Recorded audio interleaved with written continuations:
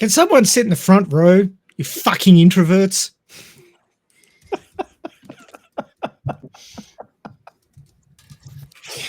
Oh my god. Back out of the On way. the front row.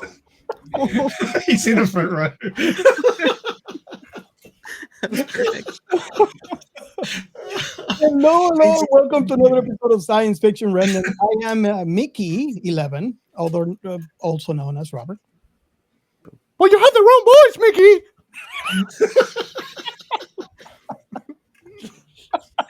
That was pretty good.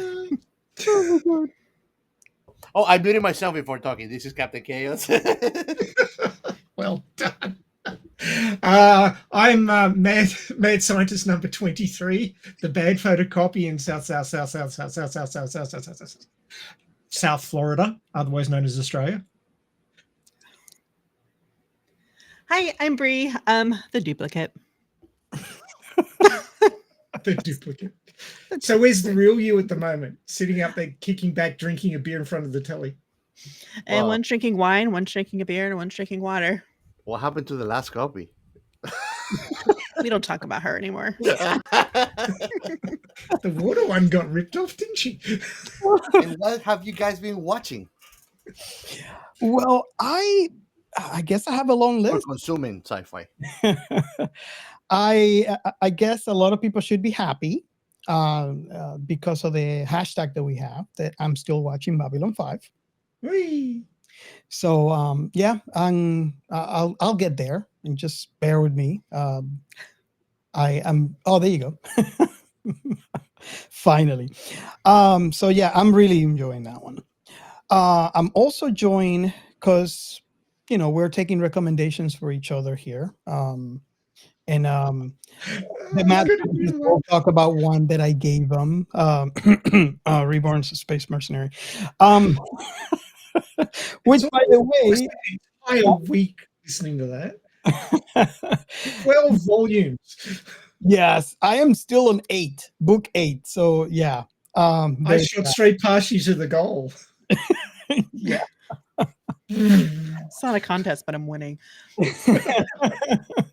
I'd win. Yeah, definitely. Mine is bigger than yours. Oh god. Size doesn't matter. Mine has bite marks. That's what You she see, said. you see, she gets us. She gets us. Oh my god. And Sorry, Robert. The poor people listening to us right now, they can't see us. Just wait a month and you can watch us on YouTube. So I started watching Rascal Does Not Dream of Bunny Senpai. Yes. The title is not very giving, right? So far, well, like any anime, don't follow the title because it's definitely not. You rascal. Yeah, you rascal. I'm really enjoying the scientific discussions that they're having and the weird. Fuka is awesome. Yep. So, yep, I'm enjoying that one. And I watched one that I was going to bring out to you guys and see if you guys watch it. Maybe we can do an episode on it. I watched this movie called Uglies. Oh, the show or the movie? The movie. It was really interesting, and I think it's very deep. It was about this. And here I thought looks are only skin deep. It was about this universe where that they discovered the solution to the world's problems. You know how we attack each other and there's also racism. So they decided, okay, then let's make everybody the same. So everybody's beautiful, right? But since apparently you can do that to kids, so whenever they're born, when they're ready to go to school, all of the kids go to this school, and there's kind of like a boarding school. So those are the uglies because they have not gone through the process of beautification yet, and that's the title of the movie. So basically, once you're coming of age, then you get the operation and you become beautiful like everybody else. So really interesting, and I'm wondering if you guys ever watch it. Maybe we can make it an episode because I think we have a lot to talk about that one. I watched all the clips on TikTok and all the spoilers. Nice. I'm ready. And that is all the sci-fi I have for this week. That was plenty. What about you, Brie? Okay, K-pop Demon Hunters, but it's not sci-fi. I'm sorry. Well, they pull swords out of the air. So, I mean, how is that? Okay. Well, don't disqualify it because go figure. Devil May Cry is very sci-fi. Right? And then On the I world is watched- sci-fi. it's Harry Potter is sci-fi, okay? so anyway, the crackhead in the gas station would agree. yeah, or the gum on my shoe. I watched I watched Stowaway with Anna Kendrick this past week, and that was pretty good. It was where they go to space and they find this guy who is an extra passenger, and they only have enough oxygen for 3 people, and then something blows, and then like there's only enough oxygen for 2, and they have to like figure things out. It was pretty awesome. And I also watched The Assessment, which, have you guys heard of that? Where it has what is it? The Scarlet Witch actress, the Olsen twin sister. Mhm. They're like in this dystopian tale where this couple will have to take all these tests to be a parent, to have a kid, to raise a kid. So a woman comes in, pretends to be a child, but you don't know what age she's pretending to be, and they have to pass all of these tests to see if they're worth having a baby. Oh And my god! it's crazy. It's like it's messed up. It sounds like a Black Mirror episode made a movie, right? Yeah. Mhm. If that came to be, I think the human population would plummet. I really like that, and I mentioned Black Mirror. Correct me if I'm wrong, because those kind of topics are very socially morbid, and that's what I like, because it's not like you don't want to talk about it like that. Shakes the beast, all of it business. I love it. Yeah. And I was talking to a friend about this podcast in episodes, and he said, "Well, have you read The Ender's Game?" I was like, "No, I saw the movie."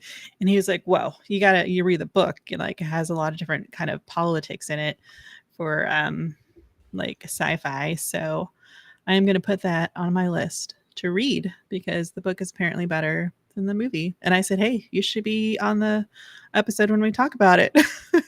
Yeah. So I was like, "That's a good suggestion, man." Definitely. We've covered the Hell movie, yeah! but we haven't For done the book, it's like Yeah. way different Yeah. apparently. We haven't covered the book yet. Nice. Hmm. Well, me actually, and Robert, that's why you didn't see my notes on the system. Actually, I went kind of old school. That way we did. I don't read anybody's note while Notepad? we're writing. Notepad? Yeah. An actual notepad. Paper, just What's paper. that? Look at my Nice. dead tree format, hey? So, actually, I been watching today out of nowhere, because I like the lore of Warhammer 40K, and I watched the full cinematic story of the General Titus from the last game that they made. But I just watched like the cinematics of the story. It was pretty interesting. I also been playing my No Man's Sky, and watching more stuff about Scorn, viewers discretion advice, and I've been doing a short rewatch of my beloved Cowboy Bebop. It's been a while. Nice. Are And you that's gonna, all my sci-fi. are you gonna include the live action too? Actually, that was the reason that I started watching the anime. It was because I stumbled upon it on Netflix. Such a tragedy that they stopped it. I think that the live action was amazing, and I would say that there's very few live actions that I would say that they're worth watching. Yeah. What about you, Ray? So for me, it's all Robert's fault. Week 2. That was fast. So he's like, oh, this Space Mercy, awesome. So I started listening to 12 volumes, which must have been, God, over 100 hours, I would Oh expect. my God. Because they're about 7 hours each. Yeah. Ish. So 100 hours in a week and a half. It's a full-time job. Well, I actually listen to it while I'm working, so it makes life more interesting. But it is a good story. I really quite like that one. And then he's like, "Oh yeah, but I stopped reading that so I could read Evil Lord of an Intergalactic Empire." I'm like, "Well, I've seen the first 10 episodes of the anime. Is the book any better?" But that's your fault, because you're telling me to watch the anime, and I refuse to watch it in German. So I picked up the book. You won't read the subtitles. 9. Anyway, there's 9 subtitles. Okay.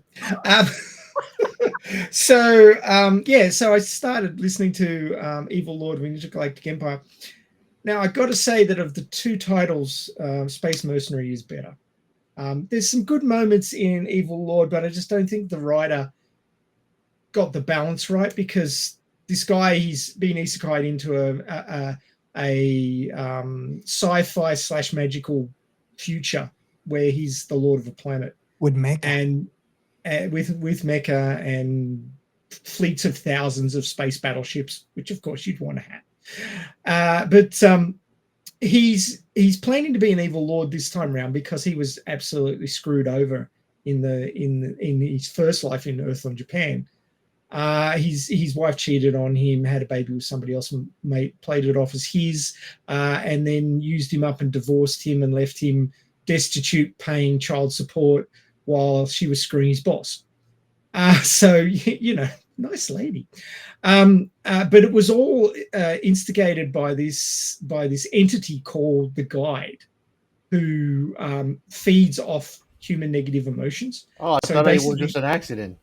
No, he sets shit up to really screw people over, and he really likes this Liam guy because he got so much sustenance out of him in his first side. He thought, I'll pretend to be a nice guy and I'll reincarnate him into this futuristic world and make him the lord of a destitute planet.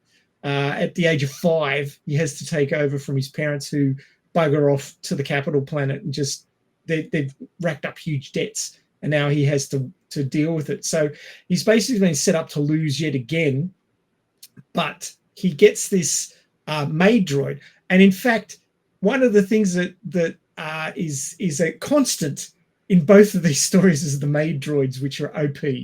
Yes. So if you like maids and if you like maid droids, then these stories are for you. May is the maid droid in Space Mercenary, and Amagi is the maid droid in Evil Lord. And Amagi, just like the Evil Lord retrial maid, they don't actually like machine intelligences all that much, but they put up with them. But Liam, who is the guy's name when he's reincarnated, he really likes his maid droid. And basically she turns, while he's in education pods learning about the world he's got to lord over, she's sorting things out. So she's improving the situation, building up the populace and the standard of living and everything. And she basically convinces him to be an awesome ruler.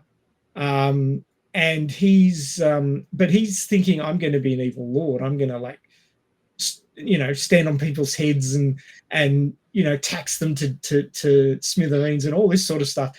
But basically all the people around him think he's awesome, and they keep doing things to make him look better. So he's trying to be an evil lord, but he's just failing at it miserably. Are you sure that it's not actually a story of an AI manipulating a guy to do what he wants? That too. But the sort of upshot is that the Guide, Liam thinks the Guide's doing all this stuff for him. All these things fall into his lap, which are really awesome. And so Liam thinks that the Guide is doing all this awesome stuff for him. So he has nothing but good feelings for the Guide, and it's killing him. The Guide is dying because of Liam's gratitude. And Liam prays to him like a god every morning. It's like, thank you so much, Guide. Thank you for all you do for me. And the Guide's like, I love when I think it was in the 3rd book when he gave them the biggest gratitude ever, and you could see like an arrow going straight to the guy and it just hit him in the chest. And that's the gratitude. It's like, but there are a lot of good parts of Evil Lord, but I just don't see that the writers quite got the balance right with the shitty things that Liam's trying to do and all the other people around him like fixing it. It didn't quite work with the whole arranged marriage thing. But you guys should have a read of it. It's on Audible. Both of them are on Audible. Yeah. And I think the 3 books from Evil Lord are included in the subscription, and all but the very most recent Mercenary one is included in the subscription. So really, to listen to these 15 books, you only need 1 credit. So pretty good. Yeah. Pretty good. Yeah. I really enjoyed it. So they were pretty good fun. What else? Koji number 8. Yeah, every week. Although we're nearly through the cycle of this season of anime, so they'll be finishing up soon. And then I'll probably just have to go and finish reading the manga to get the rest of it. Dan to Dan, oh my God, that show just keeps like trajectory. It just does this. It's amazing. Yeah. And when you high, it gets higher. Yeah. We covered the first episode of Dan to Dan because it was peak cinema. It had these bookends that were just perfect. And if they only ever made 1 episode of Dan to Dan, I still think it would have been like as good as Cowboy Bebop because it just was so well written. When you watch an episode of something and go, God, I wish I'd written that, you know it's good. And that's what I said. I said, I wish I'd written it. And we've actually covered that episode on the podcast. So, but the rest of Dan to Dan is also really good. It has a few little dips, but generally it's fantastic. And more HFY stories because I'll stick a few of those in between my Audible listenings. But they're also very good. Nice. Okay, so are we ready for the first segment? Hit it. We are Science Fiction Remnant. This is the Funny Science Fiction Podcast. We are the Caribbean Science Fiction Network. We are Monorats. We are One Accord Level 2 Podcast. This is Jesse from Sudden But Inevitable and Open Pike Night. This is SciFi. And this is the segment where we highlight the hashtag This Is Sci-Fi. Very, very simple to do. All you got to do is go to your favorite social, look for the hashtag This Is Sci-Fi, and follow it. Then, if you're a creator, you have that one thing that you created that you love so much that you can't stop talking about it. You have your reasons you want to promote it, but the main reason is because you created it. It was a labor of love, and you really, really love that thing that you created. It could be a podcast. It could be a book. It could be a movie. It could be anything sci-fi related. You're already posting about it. So all you got to do is add the hashtag This Is Sci-Fi at the end of the post. And then let us discover it. We're usually on the hashtag. And the great thing about it is the discovery factor of it. The other great thing about it is the discovery. I didn't know that you have a Star Trek factory in it. So if you are a fan, you have that, just like us, you have that sci-fi love, that one thing you can't stop talking about it. Hopefully you're like us, because we had to create a podcast to talk about all the sci-fi that you can't really contain it within one. So you're tweeting about it. I say tweet, but because I can't say you're Xing about it, you're posting about it. So No. X is ghost. No. So all you gotta do is just. I'm sorry. You're ghosting about it. There you go. So all you gotta do is just add the hashtag This Is Sci-Fi to that post, and you can. And I've seen this, and I love this. The fact that you can, 2 things. You can find someone that loves the thing that you're posting about, and you gain a new friend. Or someone that has never seen or heard of the thing that you're posting about it. And they're going to reach out to you with questions. Because, like I said in previous episodes, nothing talks better than the passion that you have for the thing you love. And that someone can perceive it from your post. They're gonna be curious, they're going to have questions, and they're definitely going to give it a try. And I seen one of my favorite things that I seen on the use of the hashtag this is sci-fi is the fact that I've heard of people in the same hashtag.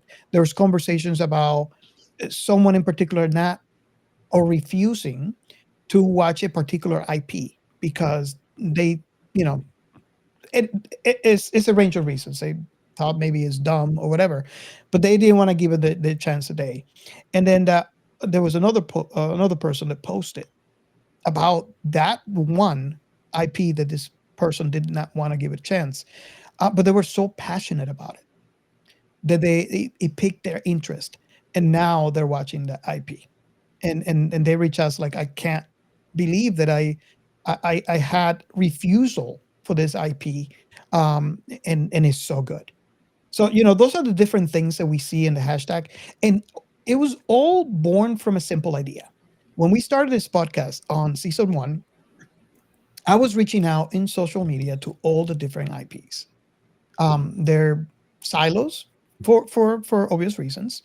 So, if I wanted to talk about Star Trek, I would go into the Star Trek arena. If I wanted to talk about, Babylon 5, Star Wars. But I always wished that there was a place where you could just talk about every sci-fi under one umbrella. And that's where I decided, okay, every post, I'm going to give it the hashtag this is sci-fi, and promote it and let people know that, let's join the conversation. This is kind of like a way for us to join the conversation. And I really love what it has become so far. I'm really enjoying. It has become more than what I was envisioning at the beginning. So I don't know if you want to add anything to your experience of the hashtag so far. Any of you? Nah, I mean, to me, it just brings back the good memories of back in the day when you used to stay at the 2, 3 a.m. talking crap in forums with people. You remember those days? AOL, AIM. Heck yeah. Even web, I remember when I was like, I'm talking about like back in 2003. I was a teen still, like 14, 15, and like there was this heavy metal forum, and we would just talk about heavy metal songs that we like and bands and stuff like that, and suggest to each other. And I would be there till like 3, 4 a.m. just talking with people and with the guys from the radio station. Nice. Yeah. So yeah, that's what I love. And share the hashtags. Yeah, do share. There's other ways that you can share the passion. One of the easiest ways that you can share that passion is, you can reach to us on our Discord. So if you have that one IP that you love so much and you can't stop talking about it, join our Discord. Tell us which IP and what is that you love so much about that IP. And all of us are pretty much all on our Discord. So we would love to join that conversation on our Discord. So that would be one way. The other way is, if you want to be vocal about it, you could actually reach out to us via our hotline. The hotline is 305-563-6334. 1-305-563-6334. So basically, with your permission, we'll actually play this on the following recordings, and we will have a conversation about it. But give us the same passion, right? Tell us what you like, why you like it, and we can join that conversation and make it a conversation around that on future episodes. And just join the This is Sci-Fi, and let's share the sci-fi love. Okay, so are we ready for the next segment? Hey, I've got something before we move on. Oh, okay, go ahead. It's been in the news a couple of times this week, but an exoplanet, TRAPPIST-1e, located 40 light years away, may have an atmosphere suitable for life, according to NASA's recent research. Why is it called Trappist then? Sounds like Sounds a like a trap. trap. It's a trap. It's a trap. It's a trap. Trappist is the name of the star. Because it trapped you in it. So this is data coming from James Webb Space Telescope. I don't like any James. Researchers found evidence suggesting a nitrogen-rich atmosphere which could support liquid water and potentially life. However, more observations are needed to confirm the presence of specific gases and the planet's surface temperature and habitability. Yeah. So it suggests that it might be vaguely habitable. I get just have blockers ready. Be like Mickey 17. They just inject him with lots of stuff until he can live on that planet. Breathe in the atmosphere. Maybe they'll Breathe it rename in it into the lungs. Maybe they'll rename it to Niflheim. Who knows? Oh my god. Oh my god. Okay, so should we go for the next segment? Yeah, let's not jump too far forward. Shout out. And for these shout outs, I want to start with our ex subscribers. I always get my brain scrambled up not saying Twitter. I'm still going to say Twitter anyways. I actually wanted to give a special thank you to Elizabeth Mendoza for following us. Welcome to the team. I hope that you like our stuff in X, and feel free to just go to YouTube so you can watch some video. And I wanted to give a special mention to Always Sunny on Scarif. Go and follow him. Roll at Scarif Podcast. If you want to hear anything cool about Star Wars, he's your guy. And also don't forget the FFF Popcast. Okay, guys? Popcast. Go and check them out too. And also in YouTube, we got new subscribers. We got Brutus, Always Mine, and Vykramdesai. Welcome to our YouTube channel. I hope that you guys like what we have there for you, and feel free to engage. I would like to see your comments.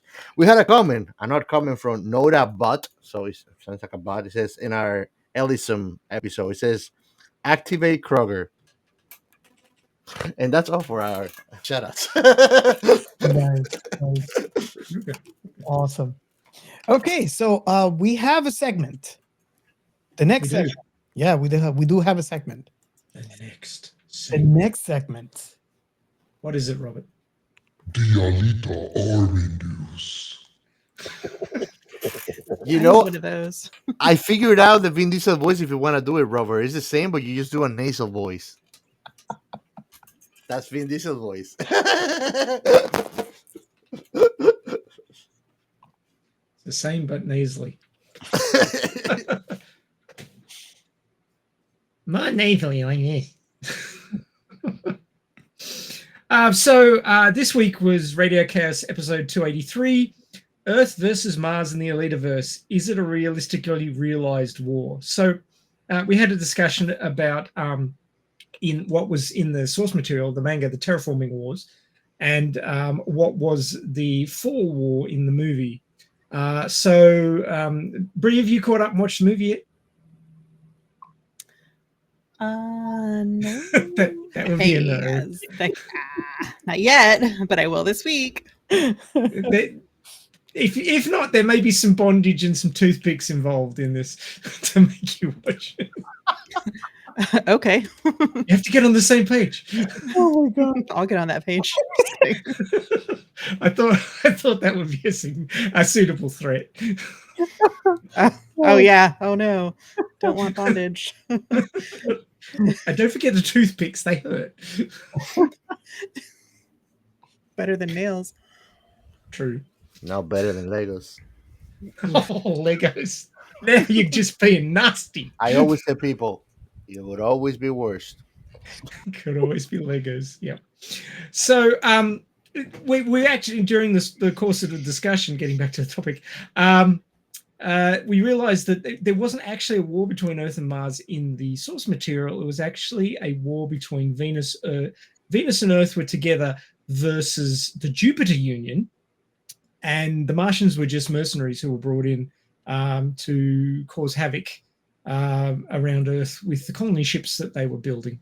The big deal was that these colony ships had massive engines on them, to be able to accelerate them to close to the speed of light. And those engines, if you pointed them at a planet, would basically cook the surface of the planet. So they were considered a weapon by the Jupiter Union, and they blew up the colony ships and killed 450,000 people. And who was the agent that snuck in and caused that catastrophe? That was Yoko, who eventually became Alita. So that's interesting. But yeah, in the movie they have a fall war, which is basically it was the fall of humanity. That's why they called it the fall war. And Earth and Mars went at it, and yeah, it was pretty damn messy. There is actually an extra on the DVD, which you can find on YouTube. People have uploaded it, all about what happened.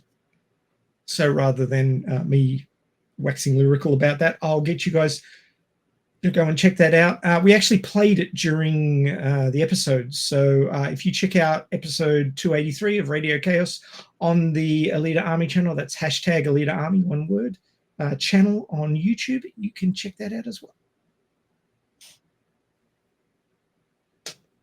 Awesome. Yeah, I still want my second movie. I want a TV show with like 20 seasons, 15 episodes each, an hour each episode. Oh my goodness. Do you know that there's a show, a very long running show in Britain called Midsummer Murders? My wife loves it. It started in the 90s and it's still going. There's like 32 seasons or something. Wow. It's insane. For all People just that, and they haven't murdered the producers. Wow. I don't think it's the same producers anymore. They've changed the main actors as well.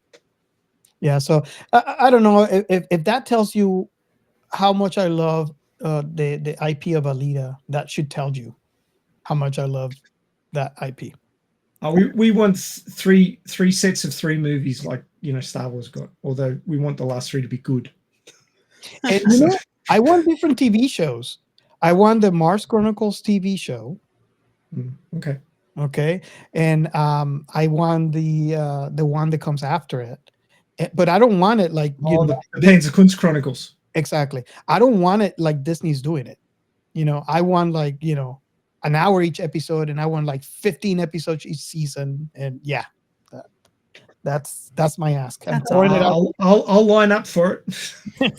honestly, between us 4 here, guys, I cannot wait for the day where there's technology that you can feed it a PDF with a book or with a short novel, and it can give you a comic format or even short animations. Oh, you know what Gio is going to do with that, right? You want me to tell you what Gio is going to do to that? Put it in ChatGPT. It's going to create a TV show for Hugo. No.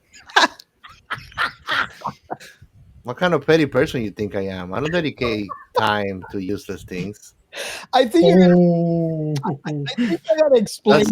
That's the first mission of defeat, is for you to even give attention to someone that you don't like. I don't like Google. Brie, I gotta explain to you. I missed something. When you watch the movie, you'll understand my dislike for that guy. He hates Hugo. Hates. I mean, you gotta be a spineless piece of shit to try to steal somebody's heart, and I mean that with no pun intended, right, Ray?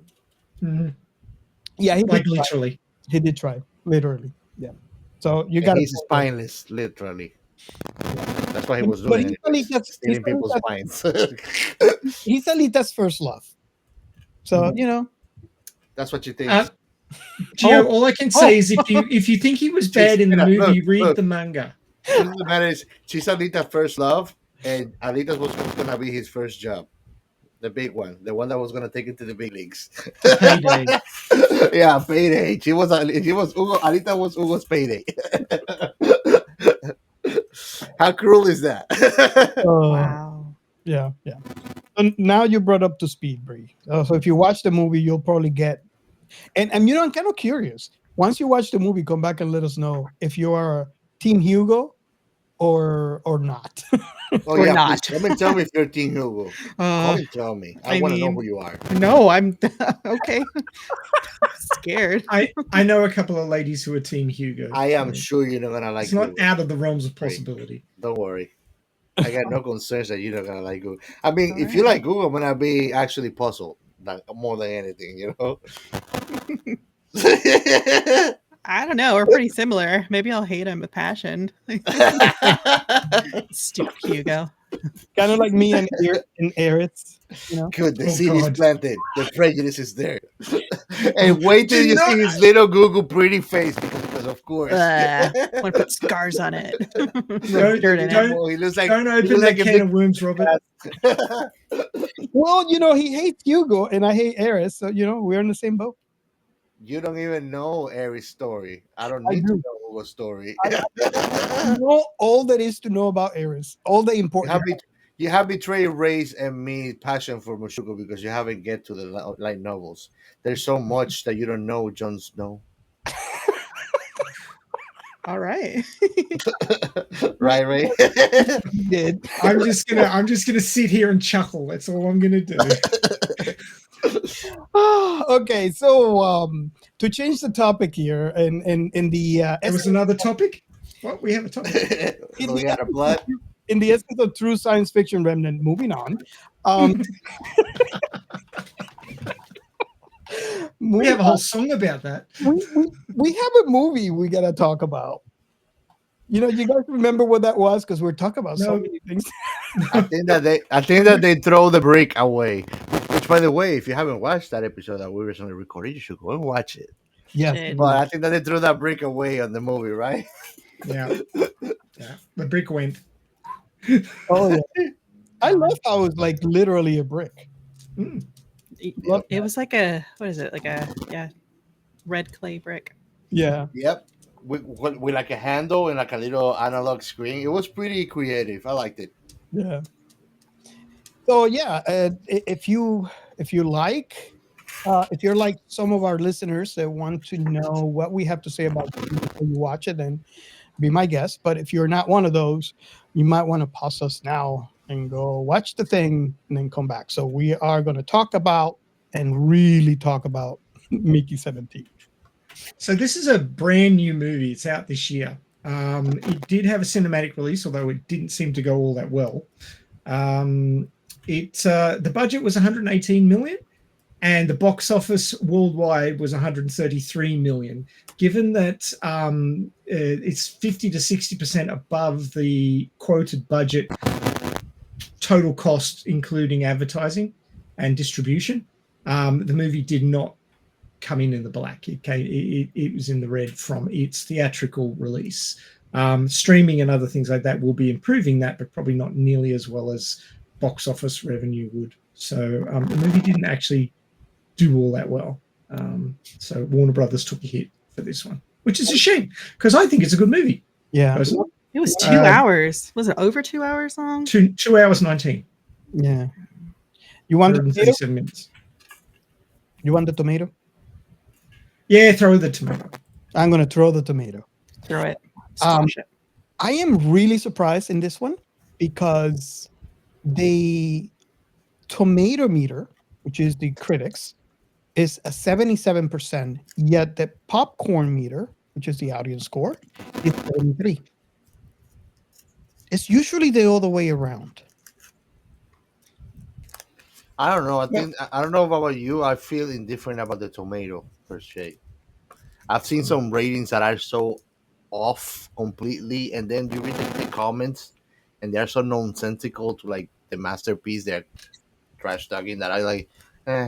I'll follow the crowd for this one.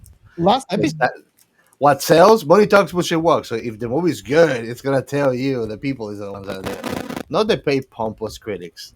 the popcorn meter is the audience score. No, that's what I'm saying. That I follow not the tomato, the popcorn is more reliable. I hate tomatoes. I'll only eat the popcorn. They're good for your skin. Nice. Then I'll squash them on my skin, but I'm not eating them. I put a little bit of salt and olive oil and balsamic vinegar and So some Mamma mozzarella Yours. cheese, You have them. They're all yours. some basil. Mamma mia. yep, pretty much. Awesome. So, do we want to plot?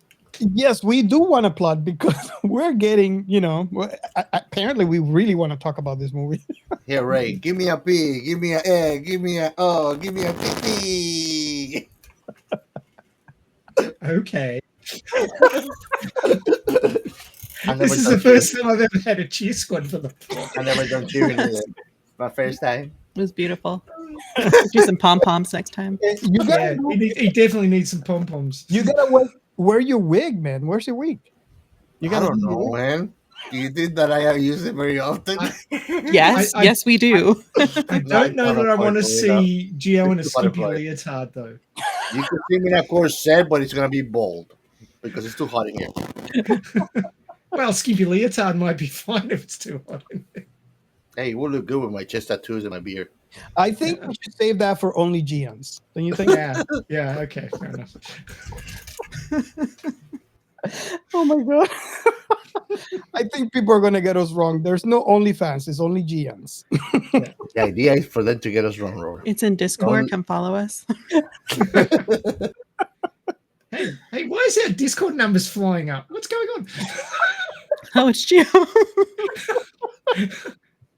Oh god. Yeah, let's go to the plot before there's a plot. I have it right here. In 2050, to escape a murderous loan shark, Mickey Barnes and his friend Timo join a spaceship crew to colonize the ice planet Niflheim. Timo becomes a shuttle pilot while Mickey joins as an expendable, a controversial job involving extremely dangerous tasks, with death resulting in a new clone of him being with restored memories being created through a process called reprinting. During the voyage, a romance develops between Mickey and security agent Nasha. 4 years later, the spaceship arrives at Niflheim.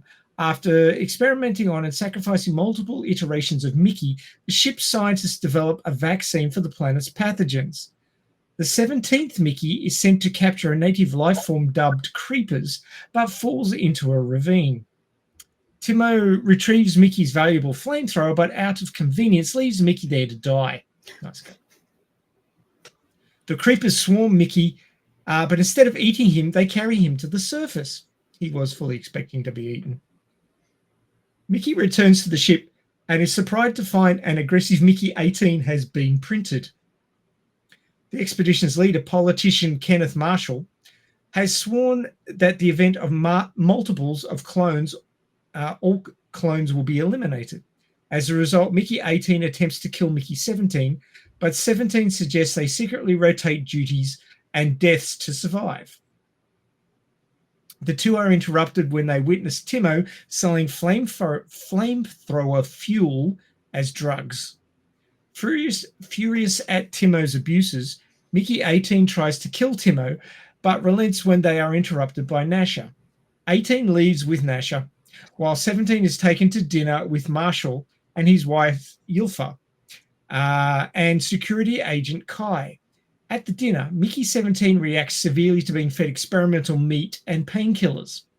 Kai saves Mickey 17 from being executed and brings him to her quarters, but Mickey 17 flees back to Nasha when Kai attempts to seduce him.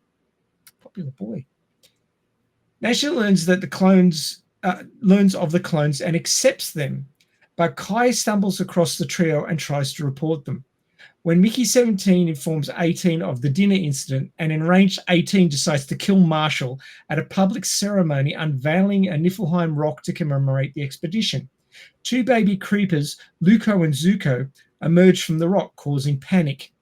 Mickey 17 captures Zuko, but Luco is killed by security when it startles Marshall. Nasha stops Mickey 18 from killing Marshall, but the multiples are exposed, leading to Mickey 17, 18, and Nasha's arrests. Meanwhile, thousands of creepers gathers outside the ship, calling for Zuko. In the brig, Mickey 17's description of the creepers helping him causes Nasha to realize they are sentient. Timo arrives to dismember Mickey 17 on orders of the loan shark, whom has an agent on the expedition. Mickey 18 offers to take 17's place in a ruse, allowing Nasher to escape and overpower Timo, but security intervenes and takes them all to Marshall. Marshall announces his plan to eliminate the creepers and destroys Mickey's memory backup to prevent him from being reprinted. Ylfa convinces Marshall to make the Mickeys go outside and compete to collect creeper tails for culinary usage. Oh God, she was creepy. That was gross. With the winner allowed to live. The Mickeys are fitted with remote detonated bomb vests to ensure compliance. Once outside, the Mickeys seek out the creepers' leader. Marshall follows with the security team to eliminate them and the creepers while they do not follow through with it, if they do not follow through with their task. Mickey 17 uses a translation device to warn the mother creeper about Marshall's plan, and the mother demands Zuko's release and the sacrifice of a human in compensation for Luco's death. Mickey 17 signals to Nasher to free Zuko. She takes Ylfa hostage to ensure Zuko's release, and the security agent secretly working against Marshall arrests Ylfa. Mickey 18 fights Marshall and detonates his vest, killing himself and Marshall to meet the creepers' demands. Afterwards, Mickey 17 and the rest of his expedition make peace with the creepers. Marshall and Ylfa's collaborators face justice, and Ylfa kills herself. A Lone Stark associate attacks Timo, but Timo kills himself in self-defense and uses the incident to testify against the Lone Shark. Nasher joins the colony ship's council. Spring arrives, and during the colony's groundbreaking ceremony, Mickey 17, now called Mickey Barnes once again, destroys the cloning device, ending the expendable program. Cue credits. Beautiful. This movie was very similar to, and we discussed this in our Discord. It felt very like Don't Look Up, which is we recorded that episode. The essence of it felt very much like that. Being led by imbecile morons, yeah. Morbid dark humor. Yes. But there was some movies thrown out in the Discord. Actually, no, this was better than Don't Look Up because there was actually real level-headed adults that were just letting the crazy ones lead the circus until they got there. So, but you don't remember the guy that was like kind of like really behind the scenes that helped him out at the end? So they were actually like a crew of people that were taking care of shit. They were just letting these crazy assholes do their part. It was like, wow, man. Yeah. You mean the security captain? Yes, the security captain. That was him. So, I guess we should. I don't know if you guys want to throw out some of the other names that were mentioned in Discord. I think I heard Galactica being thrown out. Yeah, I thought it was like a mix between three movies, like Battlestar Galactica, because the Cylons were reprinted after they died, and also Live, Die, Repeat with Tom Cruise, like those aliens, and it goes back to like the past, so it's restarting, and then District 9 because of all the aliens and just how messed up the whole thing was. I feel like all three of those movies put together made Mickey 17. I agree. I guess let's start before we get too far out there. Let's start with the first question that we normally ask. Just before you go to the first question, while we're on the topic of what it is like, Mhm. there's a game. It's actually a tabletop role-playing game from the 90s called, and the name just vanished. Paranoia. And it basically went along the lines of the computer is your friend. Trust in the computer. And you would start as a clone number 1 or whichever number you want to pick. And you would be given tasks by the computer to perform, but everything was very heavily monitored. So the goal of the game was to be the last player with surviving clones. So it was actually a competitive game rather than a cooperative game. And basically you'd be trying to trick the other people into exposing either lack of trust in the computer or some other subversive message that would get their clone killed. So whenever the GM decided that you'd said something that went against the computer's teachings or against the computer itself, your clone would be arrested and vaporized, and a new clone of your character would be dispatched. Wow. And it really the play methodology of Paranoia really reminded me of Mickey 17. With the whole "you are expendable, don't do the wrong thing or we'll vaporize you and get a new one" kind of. Wow. Yeah, no, it does. You know, I try to think of other movies on the sort, but I think that the whole movie, him also being so like okay with being discarded, reprinted, and I don't know how you don't get traumatized with the pain you put through, because I think that he felt all of it. Mhm.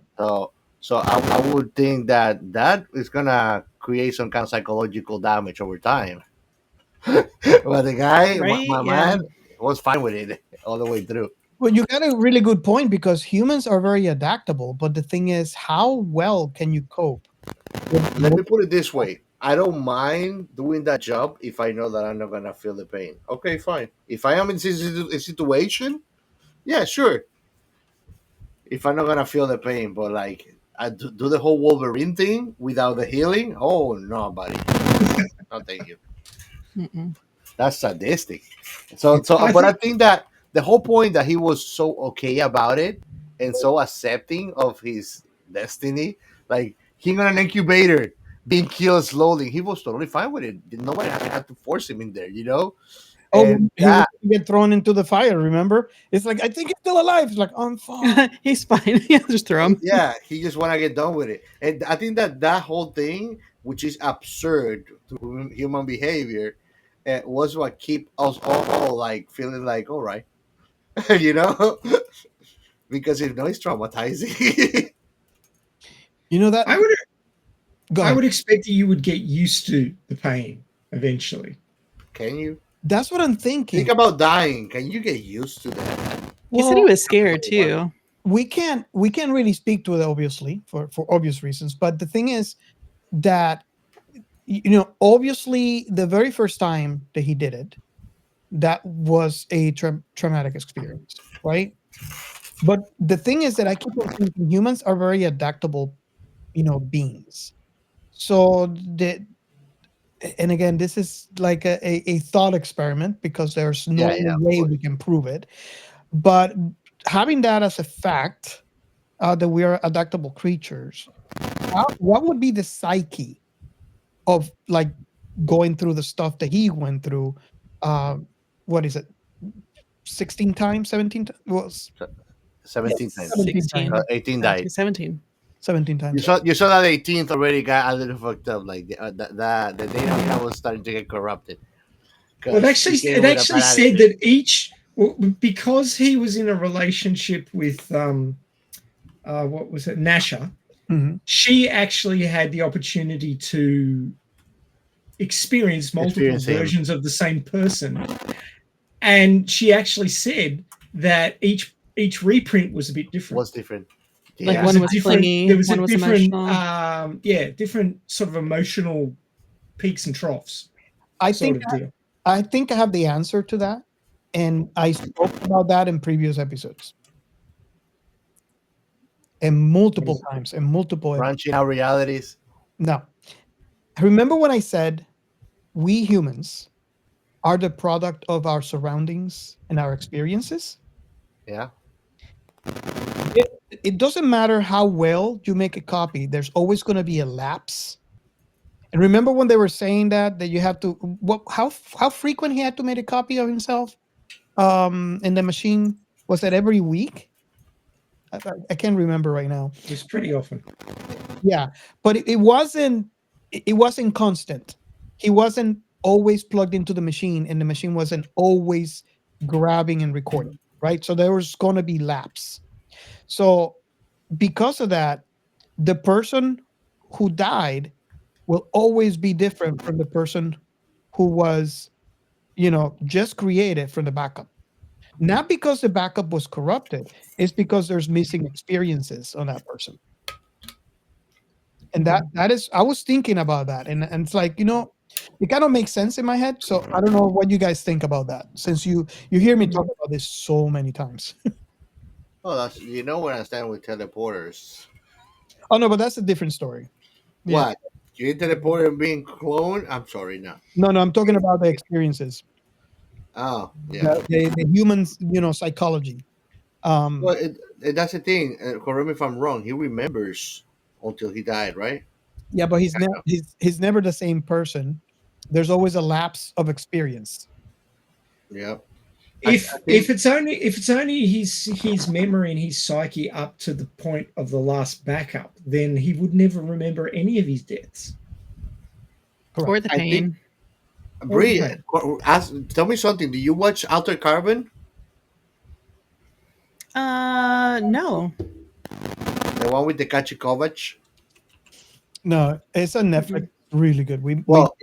There is that when he clones himself and he's talking to himself is so different than this specific scenario. Then, because when you see, for example, Tekashi talking to himself, you can see that he knows he's talking to the same person. Yeah, but here's the thing. He is different. It's Altered, like what you mentioned, different persons for each copy. in Altered Carbon, they cover that because that thing you have in the back on your sleeve, right?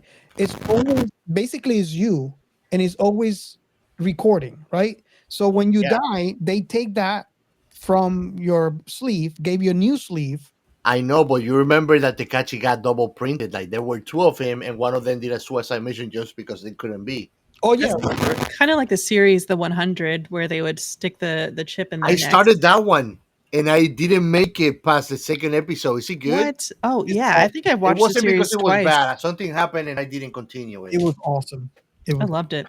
I remember that series. They sent 100 people down to Earth because there was like a catastrophe or something, and it's been a while that they were out, and now they were trying to like test the waters with criminals.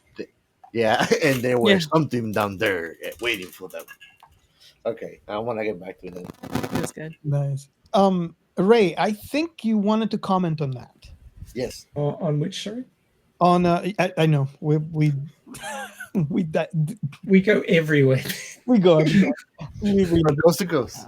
We're talking about the experience and how he was never the same person than the person that was. Yeah. It was just that if it wasn't constantly recording, he would never remember any of his deaths because it would be post backup. Yes. But if it was some sort of wireless connection and it was constantly recording and he could remember his deaths, if you look at the difference between 17 and 18, 18 was much more belligerent because his so-called friend left him there to die. Mm-hmm. And that makes sense. But if it's only from the last backup, that he wouldn't have a recollection of that, so there wouldn't be that reason. Because I could see your last few moments or the cause of your death or whatever would have a big impact on your psyche. Yeah. But if they're never recorded, then that pivotal moment in your life, which is obviously the last one, so in general, nobody would ever have time to act on it because they'd already be dead. But he does because he comes back. So it's an interesting. Well, when you think about it, like if you fall and you hit your head and your brain is so complicated and intricate that sometimes you wake up from a coma as a different person or a different personality, speaking French, Spanish, or whatever. So each time he was killed, maybe something was altered in his brain that brought out different personalities. Well, that's kind of what I'm alluding to, but more in a reaction to how people treated him, sort of way. But of course, if it's only from the last backup, he wouldn't have that critical impetus around his previous deaths. You do have a point, because I mean I'm only basing my comment on like the beginning when he first got the job. That crazy lady that had him hold the gun. You mentioned, and I have to go back and figure out, because she she did mention you got to make sure you make a copy of yourself every so often. I can't remember what that frequency was, but what you said make a lot of sense, because your death would be a real big pivotal moment in your life that could determine how you would behave or who you would be after that point. So that if there was some sort of Wi-Fi connection, let's call it that for now, because we have no clue, and there was always a constant recording, right? Which in a way kind of like doesn't make sense, because if you're too far away, I mean, what's the range of that? But let's put that aside for a moment.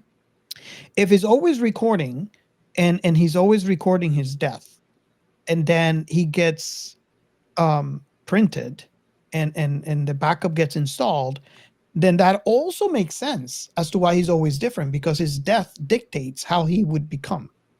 Yeah. There's a ton not of only that, but stories. remember the poor handling of him and one of them when one of the things went off. Mhm. That could affect him perpetually moving on. True. Yeah, there's a lot of stories out there about people being reborn or being rewound and redoing things, and with knowledge that they didn't have the first time around, and how it changes their choices. And that, like oftentimes when people are killed or they die, they're betrayed, or their feelings are ignored because they're going to die anyway. Who cares? It's not like they're going to be around to suffer from it or want to get revenge or what have you. And there's also many stories out there of people who try to assassinate or leave someone for dead or what have you, and they survive, and they come back as a revenant kind of thing to get revenge. There's many stories like that. And looking at this system, if he could remember his deaths, he'd have a pound of flesh to extract, you might say. He'd be looking for revenge against Timo at the very least. Yeah. Okay, so I guess we can go to the first question. I have a feeling this is going to be one of those episodes. I'm telling you. So the first question, if you're new to the show, the first question we normally ask at the show is, how old were you when you watched the thing we're covering, and what was your very first impression? Obviously, this is a 2025 movie, so we're all pretty much noobs in this movie. So let's see. We all kind of have watched it. I'm going to assume here, correct me if I'm wrong, at least twice. Is that correct? At the very least. So, okay. So who wants to go first? We're looking for the very first impression. Okay. I can go first if you want. I actually think I was the one that suggested this movie. I got fascinated by it when I saw the trailer. I think that I watched that trailer when I was watching one of my many rewatches of Lord of the Rings in HBO Max. And then Robert and I did the watch party, and it did not disappoint. Absolutely, we've been missing something like this, actually, man. Right? Yeah. Like a relaxed movie, but they don't lag when it comes to like some good technical sci-fi behind it, and definitely it was fun to watch this movie. And I mean, I've missed having a good time with sci-fi like this in a while. That definitely, I gotta say, was my first thought on it. Nice. Yeah, you did recommend this. I remember. Who wants to go next? We're all noobs here. I'll go. Okay. I went into this movie not knowing anything about it. I just knew that Robert Pattinson was in it, so I was down to watch it. I didn't watch any previews or anything, so I didn't know what to expect. So when he was in the cave, it was kind of like a fast forward, and then it went to the past about what happened and caught up to the point that the movie started at. The whole time I was like, what the hell is happening? What are they eating? Why is this? I had so many questions. I was so disgusted. I had all these feelings. Like I wasn't sure what the hell I was watching. And it was so disturbing and just, but it was, I really liked Mickey 18 because it was like his conscience, or like his other half, like Angel and Demon, because 17 was so laid back, so relaxed, like, oh, it's okay. I just told him thank you for dinner. It's like, you didn't punch him in the face? What? Like, Mickey 18 Mickey 18 is a person that like we all want to be, like He telling is him how we really all of your feel. intrusive thoughts let Yes. loose. Yeah, there's no filter with him. So I love that. And it broke 17 out of a shell a little bit. So I think 18 was really good for 17. Yeah, I agree.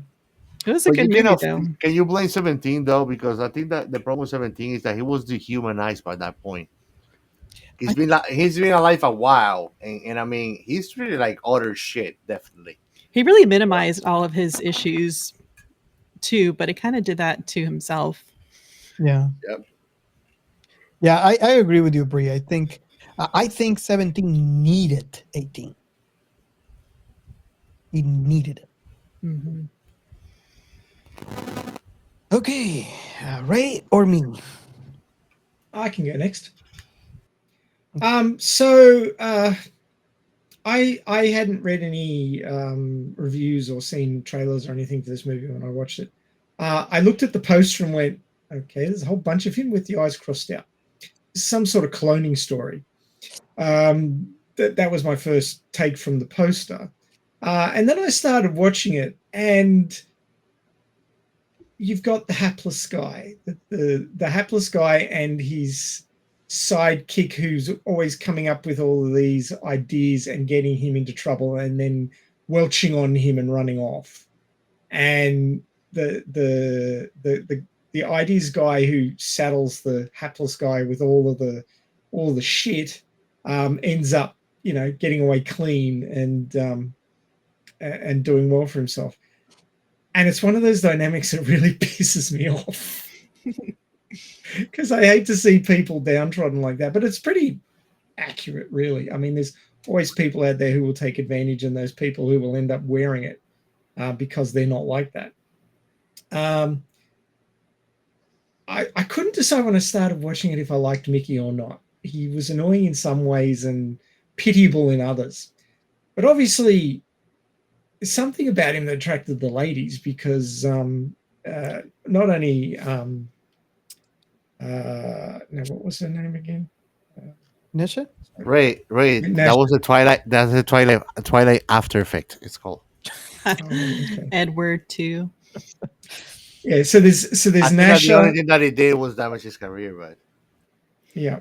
So there was Nasha, and there was also the other girl who was interested in him. Oh, yeah. Yeah, the kind of excessive way, by the way. It was funny. It was Kai. And do you remember, guy, how like kind of morbid and weird everybody was about like the death? Yeah. Yeah, that's what I was going to say. One of the things that would annoy me the most about being expendable is everybody saying, "So what's it like?" and the whole fact of the matter is he doesn't have memories of his deaths because he gets uploaded from his last backup, not from death. Yeah. So he has no recollection of his deaths. He gets told about them, but he never actually remembers feeling it. So, I mean, there's a difference to start with. But yeah, so he seemed to be a bit of a ladies' man, as it turned out. I felt Nasha was a bit of a yandere. She was very protective. And I do kind of feel like she was up for the threesome when 17 and 18 were I mean, why not? Just it's not cheating if it's the same person. Yeah. Oh, the only safe way to have a threesome. Or you three, or you two here. Just dating the idea. Ray, you called it on Discord. You called it when there was multiples. Yeah. The moment the multiples came up, I went, "There'll be a threesome." It has to be. But the thing that struck me the first time I watched this was like, holy crap, Bruce Banner's a bastard. Mark Buffalo, the role that Mark Buffalo did, bro, was off the hook. I couldn't tell if he was wearing dentures or something because the way he held his lips and his teeth are like always out. So. I don't know if they were dentures or it was like a technique he used to act. Oh my god, it was so funny. He played it so well. Yes. His character was worse than dirt, right? Yes. But his portrayal of that character was top tier. I mean, you get a lot of like the bad guys in inverted commas in movies that just don't come across as particularly bad. They don't come across as creepy and gross and just hateable enough for what they should be for the story. But Mark Ruffalo, he showed how good how versatile an actor he is. Mm-hmm. I mean, he plays Bruce Banner, who's a raging good guy and a genius, and in the MCU, and then he turns around and plays a complete narcissistic prick who's a sleazeball and a complete immoral slug in this movie. And I was to shoot him, right? I was so impressed. I got a lot of time for Mark Ruffalo. He's a good actor. I love so I'm going to look him up in other things, I think, now, based on this performance, because it really was gross. Like the guy. Oh my god, yes. Oh my god, yes. That is something you can't take away from this movie. Gross. But the character of Mickey, to me, when I first watched it, he was the hapless individual who somehow, through poor choices, managed to make his way. And although it was all looking pretty bad and it looked like everything was against him, he was still trying to do the right thing, and it worked out for him in the end. And I think that's probably the message that I got from this movie as an opening standpoint. Obviously, it's a black humor, and it's pretty in your face and rough on the main character. And the supporting characters, a lot of them are pretty nasty. But the main character, despite even the aggro version of him, was trying to do the right thing. Was trying to get rid of the bad guy, to save the people, to save the aliens. He was an angry young man, and he was violent, but it was directed violence. He wasn't just being violent at everybody. He was being violent at the people who deserved it. That filter was off. So, I really liked it as a movie. I thought it explored some things that are not easy to explore. I mean, the situation of being reprinted doesn't happen in real life. So as a mechanic for exploring how you treat people and the value you put on life and the value you put on life that's obviously not human, it was a very interesting study, I thought. And it brings a question too, because we talked about in previous episodes how if you become immortal, that value of life just drops, right? God. And in Cyberpunk, for example, also life devalues because you can just get replaced if you don't get killed, obviously, because it's a little darker than that. But if you are able to reprint, and the key word is remembering your death, right? How would that play for the value of life? Because it's different. When you're immortal, you basically don't die. But if you have to die to continue living, what would be the value of life then? Would it be more? Worth more than if you were immortal, or like in some of the other sci-fi subgenres that we have discovered, it would be just exactly the same thing. And I think that's a question that I don't know we'll get the answer to, but it's kind of fun to explore.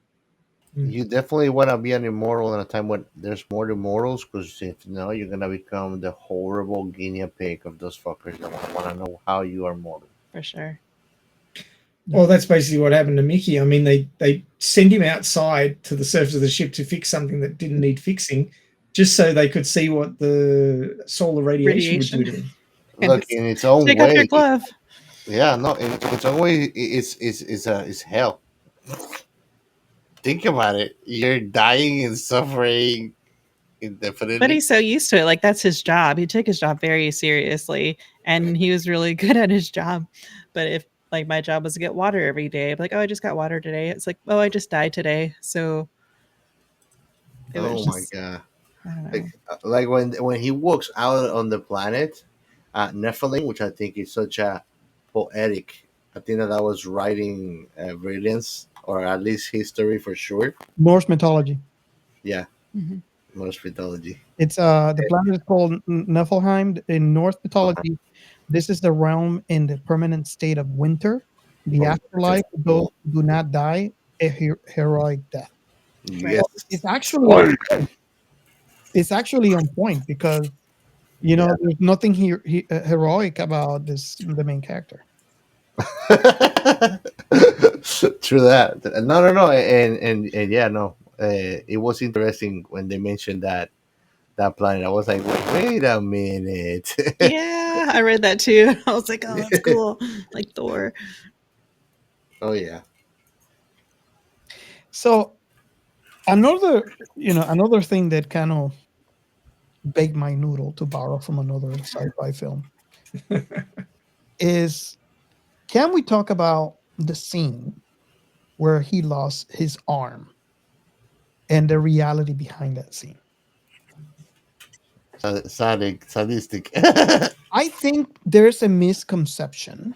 I liked it. That if you have like your skin is exposed to space, or let's say to the vacuum of space, it freezes. I don't know if we can talk about what our it burns. Really, it doesn't freeze.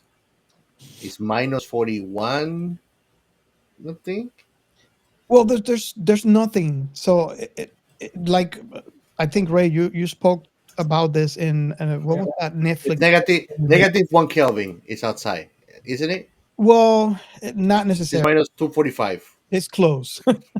It's close to absolute zero, but it's not absolute zero. Absolute zero is the absolute absence of any movement, because heat is movement, right? Mm-hmm. So it's a vibration of molecules. At 0 degrees Kelvin, which is absolute zero, there is no movement. Everything's stopped.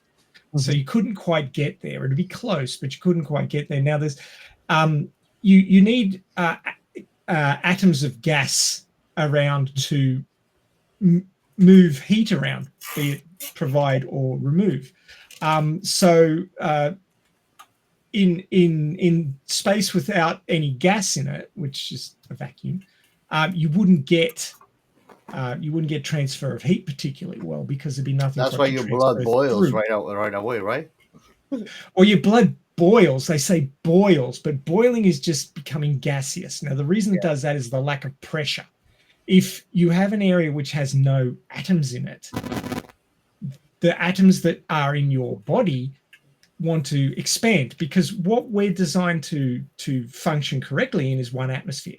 So in one atmosphere, around all of us is a certain pressure of gas, and it's called one atmosphere. Now, if you take that away, the magnetic field too has to do with it. Well, let me just finish the gas part. All right, don't complicate matters. So your body is pressing out at one atmosphere, and the atmosphere is pressing in at one atmosphere, and it becomes equilibrium. So you feel normal, like your skin just sits there. It doesn't try and expand out, or it doesn't get squashed in. Mm-hmm. It's just normal. The pressure is equal on either side. Now, you suddenly take this gas away.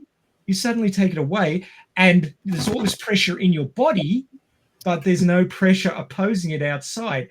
And your blood boils because it expands to fill that space because there's no pressure keeping it in. And that's why It'll be everything going at the goes. speed of light. I feel like I need to add, when you said boil, we're not talking about heat. No. We're talking We're talking about about boil pressure. because it turns gaseous. Yes, it's pressure, not heat. So, in other words, you better be going at the speed of light so you don't die or run out of whatever is burning off. Well, if you go to the speed of light, you become the universe. Well, if you go at the speed of light, your mass becomes infinite. Then you don't run out of mass to boil away. It's infinite mass. That's scientifically correct, right, Ray? Oh, infinite. Okay, so how heat interacts with matter is that if you provide heat to matter, matter vibrates harder. It's basically what a microwave does. A microwave vibrates water molecules in food or whatever you happen to put in the microwave. So the microwave ray goes through the water. I didn't know that there was one of you in a microwave. Oh yeah, I get around. So once you've vibrated that water molecule, it wants to expand because it's moving more. It's moving more. It wants more space, so it starts expanding. So when you've got water in a pan, you've got 1 atmosphere of gas pressing down on it and the equivalent amount of pressure in the water pressing up, and it's at equilibrium. But if you provide heat to that water, you're vibrating those molecules. They want to move. They want to spread out. Yeah. And then that water boils at, well, what's 100 degrees and whatever it is in Fahrenheit, 200 and something, 42 or something. I can't remember. 100 is what, Robert? Well, what is boiling in Fahrenheit? You guys must know this. I was going to look it up because I boil spaghetti all the time.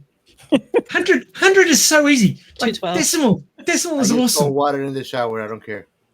But when you reach boiling point, the vibration of the molecules in the water is so much that it's pressing up, and it's got more pressure than the atmosphere, and then the water starts to escape as gas. There's an experiment that the droplet, if it's so hot, it actually will bounce instead of vaporizing. 212 Fahrenheit. Thank you. Yeah. So, at 212 or 100 degrees Celsius, there's enough energy in that water that starts vaporizing, and you start getting steam, and that's water expanding because of the extra vibration till it escapes the surface of the water and starts rising as steam. So it's not so much the heat that's doing it, but the lack of pressure keeping your bodily fluids in your body. So can we reimagine that scene and make it scientifically correct? I really feel like I need to take a fresh leg of lamb or something up into space and chuck it out the window and see what happens. And it'd all depend if it was in the shade or if it was in the sun and how close you were to the star and all of these factors. There's so many factors involved. It's not just, this is what always happens. Now, I can see that there was light. So I'm assuming that he was, in this scene, he was being exposed to the sun. Yeah, he was radiation to the sun. So I honestly don't feel that the frozen would have been scientifically correct. No, I don't think so either. And he was taking off the glove, so the glove is not attached to his skin. So, I mean, I don't understand how his hand just broke off. Yeah. It is definitely very comedic. I appreciate. But don't you think that if he was outside exposed for over 30 minutes, that radiation decay increasingly nonstop also could have helped speed up that arm just snapping off? Because there was something like turning around that hit his arm because he didn't see it. I wonder if it would be the opposite. So it was not like the arm fell off by itself, neither. There's like a tool that was like getting signal, I think. Yeah. And he grabbed his arm when he snapped it off. Yeah. I think he looked brittle. I don't know if you remember. Were they asking about it? Like, they told him your skin's gonna start burning. You get like a high degree burn. I'm not sure if they mentioned what, and then go blind or something. I was like, Mhm. holy crap, bro. Let us know how you're feeling. Let us know how you die, and when you die, how am I going to let you know that? Correct me if I'm wrong here, but I feel it would have been burning instead of freezing because of the radiation. It could have been, but then again, then it was not that it was frozen. It was that it just snapped because it was crisp, cooked to a crisp. Depends if the suit did anything. The suit didn't do Also, anything. Yeah. you know, there's at least in some sci-fi's, I've seen these suits where if something happens, it literally just sections the body part. So, like, Yeah. if I'm in the space and my arms get compromised, it would just cut up my elbow completely and seal it off. So that way, I don't compromise the rest of the suit and not die. You know, I've seen those before. Yeah, it could they have have a sort of a slicey sphincter valve thing, and it goes. yes, And the, yes. Mm-hmm. Oh, this got dark really fast. sacrifice the limb to save the rest The of body. the body. It's all or nothing, right? Kind of like the idea behind a submarine, right? Yeah, exactly. If it was a cyberpunk world, you just get a Bionic arm. arm put on. Yeah. Yeah, you might go to the shop and see, what's the coolest thing I can get. A sword. I don't know, man. I think that I'm always going to stay as a full organic. Considering those robots that I showed you in our previous episodes, you know what? Oh yeah. Look, maybe when we live in a world that is governed by AI, and I know it, yeah, maybe when it's not a man sitting at the top, because man, you cannot trust. And I gotta like that's the only thing that you have as like firewall against all technology is once you put a microchip or something in your body, you created the perfect gateway to it. You know. So I am afraid because unfortunately, there's always a way. There always turns out a way to hack things, you know. And I think that your body and your well being it's the most valuable thing that you can have. This last time, these final times that we've been seeing have told us that your health, well being is the most important thing you can have to take care of one another. You know. No, don't live Yeah. like Mickey 17. You're not gonna get a number 2 and number 3 of yourself. So That's you only think one. people should be living like 18 instead? Absolutely. Look like him. Hey, look, if I'm going to be if I'm going to be an expendable, I No, want I'm not you guys. Schwarzenegger and Sylvester Stallone there with me. Not going out easy. Oh yeah, I was thinking the same thing because that movie is called Expendables. Yeah. Well, there's 3 of them. There's like 3 movies. Yeah. Oh my god. Jason Statham's in there too, and I like him. He's a good one. Smoldering bull guy. You gotta like him. Oh. the transporter. Everybody likes Jason Statham, man. Come on. He's. I mean, when he came out with the Transporter movies, it was the best. And I was watching a movie that he did recently that he killed somebody by breaking his pool. The mechanic, I think it was the name. Was it the mechanic?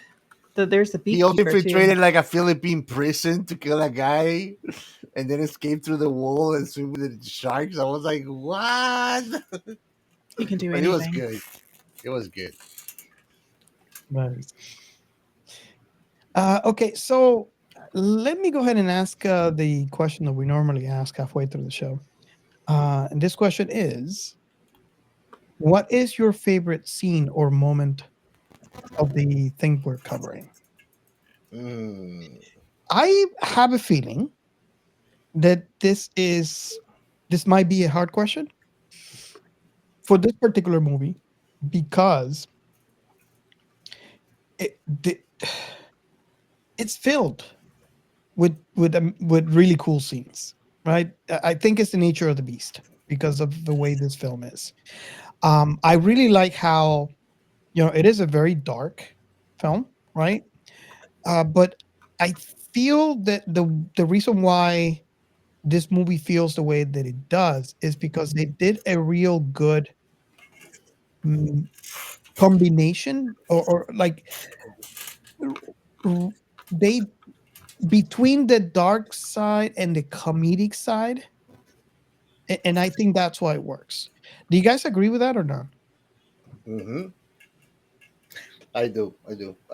I mean, I think that the tone was set on satire for sure. Mhm. You know. So I don't know if you guys want me to go first. Yeah, Um, go on. You're already going. it is so hard. So I'm just gonna pick the first that comes to my mind, but there's others. I think I kind of spoke to that one already when it's the I want to call it the montage scene where we're seeing the big bulk of his death. And there was one scene where he was on its way to be, I call it burned. Uh, that might be something different. They basically are turning his body into uh, food for the machine that is going to clone him, right? Hmm. And one of the guys looked at him and was like, "He's still alive. He's still alive." And he comes back and said, "I'm fine. I'm fine." And then they throw him out. I think I lost my drink when that. I think it's so fast. It only takes a couple of seconds, but it's so poignant. It's an example of what the whole film is trying to accomplish, in my opinion. That's true. True. True. Um, I can go next, man. My favorite scene for the most stupid of reasons when he lays down and he like turns around and sees 18 for the first time. Because I was curious. I was like, is he gonna implode? You know the sci-fi question of ever, like, if you touch your own self in a multiverse or like a clone, like you don't know what's gonna happen. They always every sci-fi that we watch, they're like, no, you don't touch that topic, you know. It's Yeah. no. So I was very like curious about like how they were gonna deal with it on this movie, and I mean I was very pleased. It was just like a kind of worms got open after that, and they just didn't hold back about the whole thing. I actually wanted to ask you all. I think that 18 and 17 and their character balance was more than to me it was more writing brilliance than any other reasoning behind it. We're here philosophing about like, yeah, because he needed it in a day, but I think that it was just the writer trying to get us all good, because when you look at it objectively, it's like they're perfect. Like this guy is like the whole opposite pole of this guy, you know. I, and like the problem is like when you're looking at 17, you sympathize for him and feel bad for people. You feel annoyed by people being asshole, and then he doesn't react like you think that he should react. So when these guys come, it's like you side with him. Like he gets all the frustration that 17 gave you putting up with all this shit, you know. So I think that it was writing brilliance to me, the way that like 18 and 17 were written as characters too. I found something along those lines when the accent it was likened to Ren and Stimpy, and when Robert Pattinson did his audition, he used the voice of Johnny Knoxville and Stevie O from Jackass to do the both related Nice. characters. I'm a jackass kid. Wow, I can see that. And I gotta say for the record too, guys. I've heard like I have friends. They're like, "Oh no, I didn't want to watch the movie because of this guy," and then they watch and it changes his heart. And I gotta tell everybody out there, Robert Pattinson is an amazing actor. I Yeah. say it as a joke, but like it's fine. I mean, it's an Twilight was an opportunity for acting for him, but he's done a lot of great movies and fantastic ones lately, like Tenet, for example, just to name one on the top of my head. But I could name a lot more, you know. Mhm. So I mean, Robert Pattinson to me, the Batman interpretation that he did to me was stellar, amazing. I loved it, So good. and I love my Batman, Robert. Yes. Oh yes. So So I was like on the fence with him. Like I was like, why they took out Christian Bell? He got tired of being cool. but yeah, Robert Pattinson is a fantastic actor. I gotta give it to him. Awesome. Okay, who wants to go next? And I know it's a hard question. I'll go. I liked when the creeper started talking. I thought that was cool. The voice was beautiful, and she was sarcastic too. Like your eyeball's gonna explode, and she was like, and it was a bluff. So she was a sarcastic woman, mother. So I thought that was hilarious when she started talking. It was so tasteful. She had a lot of sense too, and I don't know. I love it. Cool. It was cool to see. They felt surprisingly human, didn't they? Yes. Yeah.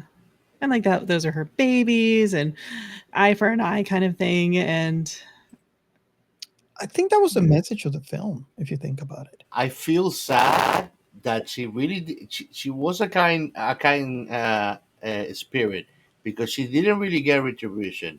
They killed one of the bunch in retribution for her offspring. Nobody lost a son. Nobody lost nothing. Mm-hmm. You know, when you look at it, the trash was taken out though. Yeah, the trash was taken. You know, but like if like I don't know. I think I like to be too karmic and like Mr. Balance, and like that was not a fair trade to her. Yeah. Yeah, she was pretty humanized, not wanting to, well, I guess humanized, she would want revenge and kill all the humans, but she let them know it was an option, at least, just to demonstrate her power. Yeah. Kind of like Mother Nature. Yep. I'd just like to know what the hell those things ate, because there didn't seem to be much of anything edible. They look like isotopes. And there were so many of them, too. Like, maybe they were like, sponges where they just... Maybe they eat the rocks. Didn't they look like isotopes? Or am I crazy? You know, you have a point. They look like giant isotopes. I kid you not. Look at an isotope on Google, which can survive on anything, which will make sense that they are in a place named Nephilim that looks like Nephilim from the Nordic saga. I think they eat rocks, because look what happens when they brought the rock in. They had two in there. They're tunneling through it. Mm-hmm. Mm-hmm. Well, they were always in little tunnels. So yeah, maybe they just were rock borers and they got the nutrition out of the rocks. Yeah, and it could be that I mean, honestly, I think that they were some kind of isotope. Okay. It disappeared. We have no chaos. His camera's gone to lunch. Yeah. Your camera. But they were so soft on the outside. It was kind of like an octopus. It wasn't like a drill where they would drill into.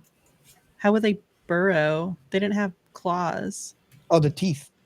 Just the teeth. I'm guessing. But that seemed to me like, especially at the beginning when you see the teeth coming at him, and that's well played, because that's the moment where I think, oh yeah, he's getting eaten, right? And you see the teeth around, and then the soft, I don't know how to call it, tentacles, whole tongue, whatever. That's the only thing that would make sense to me, is that would be what they would use, but I have a hard time visualizing that. Yeah, for sure. Maybe they eat sand. That would make more sense. Yeah. But you brought that point in, and I really want to stick to that point before we move on to Ray's favorite scene. I think that is very human of us, and it's actually in history. If you read your history, you'll see there's going to be multiple instances where this happens. But I think that is the one of the messages of the film, where we're looking. We go to this planet, we see this life form, just because they're different from us, just because we can't communicate with them, we assume they can't or cannot communicate. and assume they're just animals that we are just going to kill, right? The first instance that come to my head right now would be when the colonizing force met the Indians. Same thing. You can't communicate them. You know that you can assume they're talking, but they're worse than animals because they can't talk to you, right? Um, and that, you know, obviously that's ignorance plays a huge part in that. Um, Empathy also, but it's all throughout history, and I think this film shows you that just because you can't talk to them doesn't mean that they're not smart. And it's hilarious. There was a scene there when they're talking about aliens, and they are the aliens because they just landed. They're not native, and that's all over history. You know, Yeah. all throughout history is the same thing. So I think the right, and I might be mistaken here, but throughout the whole film, I kind of see this thing in the story being told, where it's mirroring and showing you kind of like what we like to do here in sci-fi, which is explore concepts, and it's the same theme, right? This animals, they're animals. They are gonna. We should extend. We should make him extinct because this is our planet now. Mhm. How do you guys feel about that? Well, they didn't really try to communicate with them. The only one that really did was Mickey when he started doing the beep boop bloop bloop bloop. You know, so I mean, they look different from yourself. So obviously, there's a profiling happening there. Anything different is scary, and the unknown is scary. So we just treat them as the savages we think they are. Yeah, I mean, if you think about it from a logical, tactical standpoint, letting your enemy think that you are what they think you are is the best advantage you can have against them. You yeah. know, Mhm. and honestly, the smart ones there was the creators, and amazingly enough, how compassionate that their first thought when their situation was explained was, okay, we gotta share the planet then. They got You know? lucky. They got lucky Yeah. because they're alien. They could have been anything, and they chose to be that. Hmm. And somehow, even though the humans gave all the reasons to be exterminated, they were not exterminated. You know, Yeah, I mean, I think that it gives me hopes to see that maybe there's others alien races that would understand that the dumbasses that might say represent us don't really speak for us. You know, it gives me hope. Because they feel so bad for us. Like, wow, they're really dumb. Yeah, no, it Should doesn't. give them a That's chance. a problem. Unfortunately, we live in an era when some people think that maybe technological advancement means it's intellect, and it has nothing to do sometimes with one another. yeah. What is it, Ray? Your face is saying something. No, my face is just waiting for its turn. So Ray, if you don't have anything else to add to that, then we want to hear your favorite scene. Well, my favorite scene might make it into the director's cut. I don't know, but I wanted that threesome to go down. I didn't want it to get interrupted. I mean, the movie's already R-rated, so Oh, wow, nice. I wanted to see them go the extra mile. Who knows, Ray? For the director's cut, they might even throw a fourth one in there for you. I mean, one each. Nikky 19. Yeah. Oh, well, maybe that's what happened to Mickey 19. You know, we never saw. And during the sex scene, they could play "Oh Mickey, oh Mickey, you're so fine, you're so fine, you blow my mind. Hey Mickey, hey Mickey."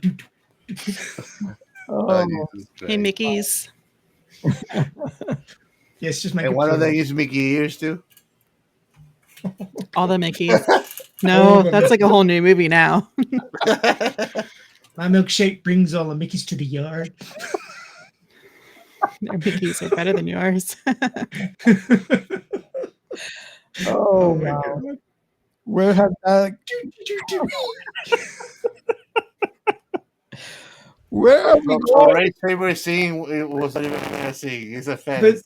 He But wants to see seeing as my favorite scene didn't make it into the theatrical cut, I'd have to say that there was a lot of great scenes, Yes. but I think the one that stuck out to me most was when they were bringing the rock on board the ship, and the guy's like, "Don't you drive that thing in here? You're gonna wreck it like you did the last time." And Rara's, "It'll be fine. It'll be fine."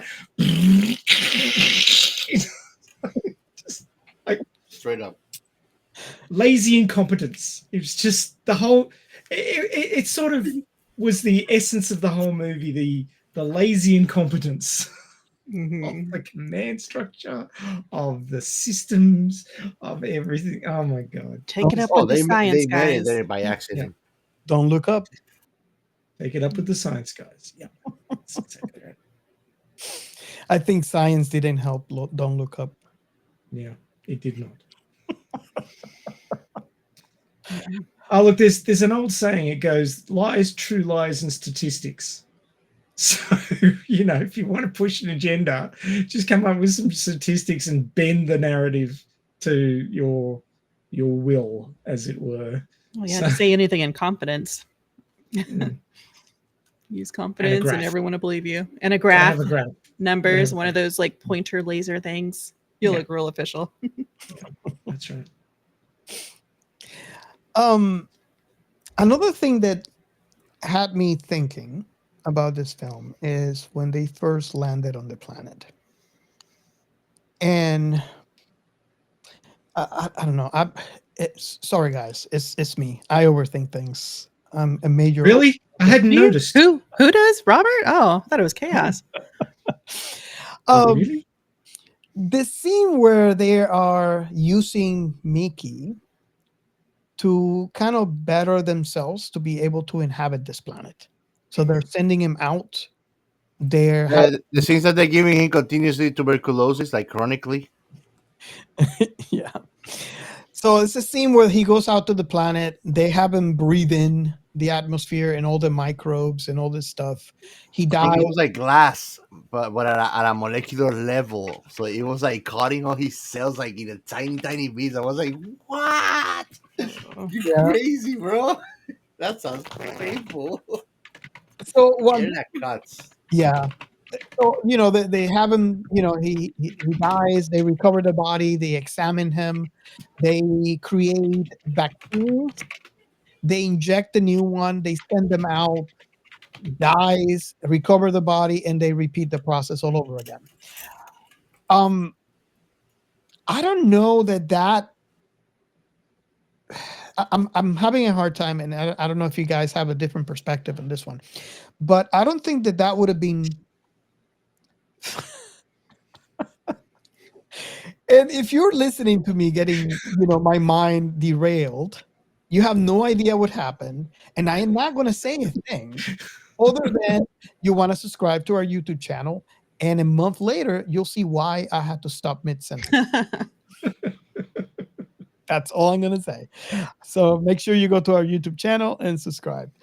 They don't call me a mad scientist for nothing, Exactly.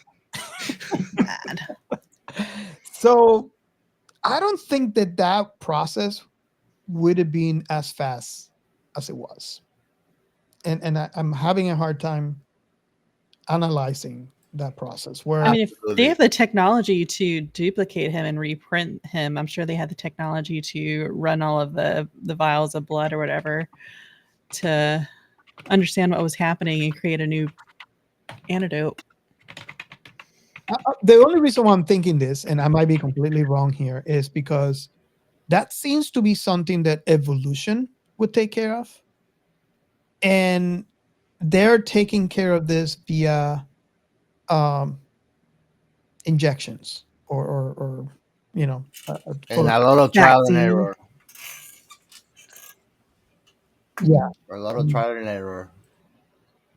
So, what is your thought, Gio, on that? Well, the thing is that trial and error is all fine, even with expendable humans' life.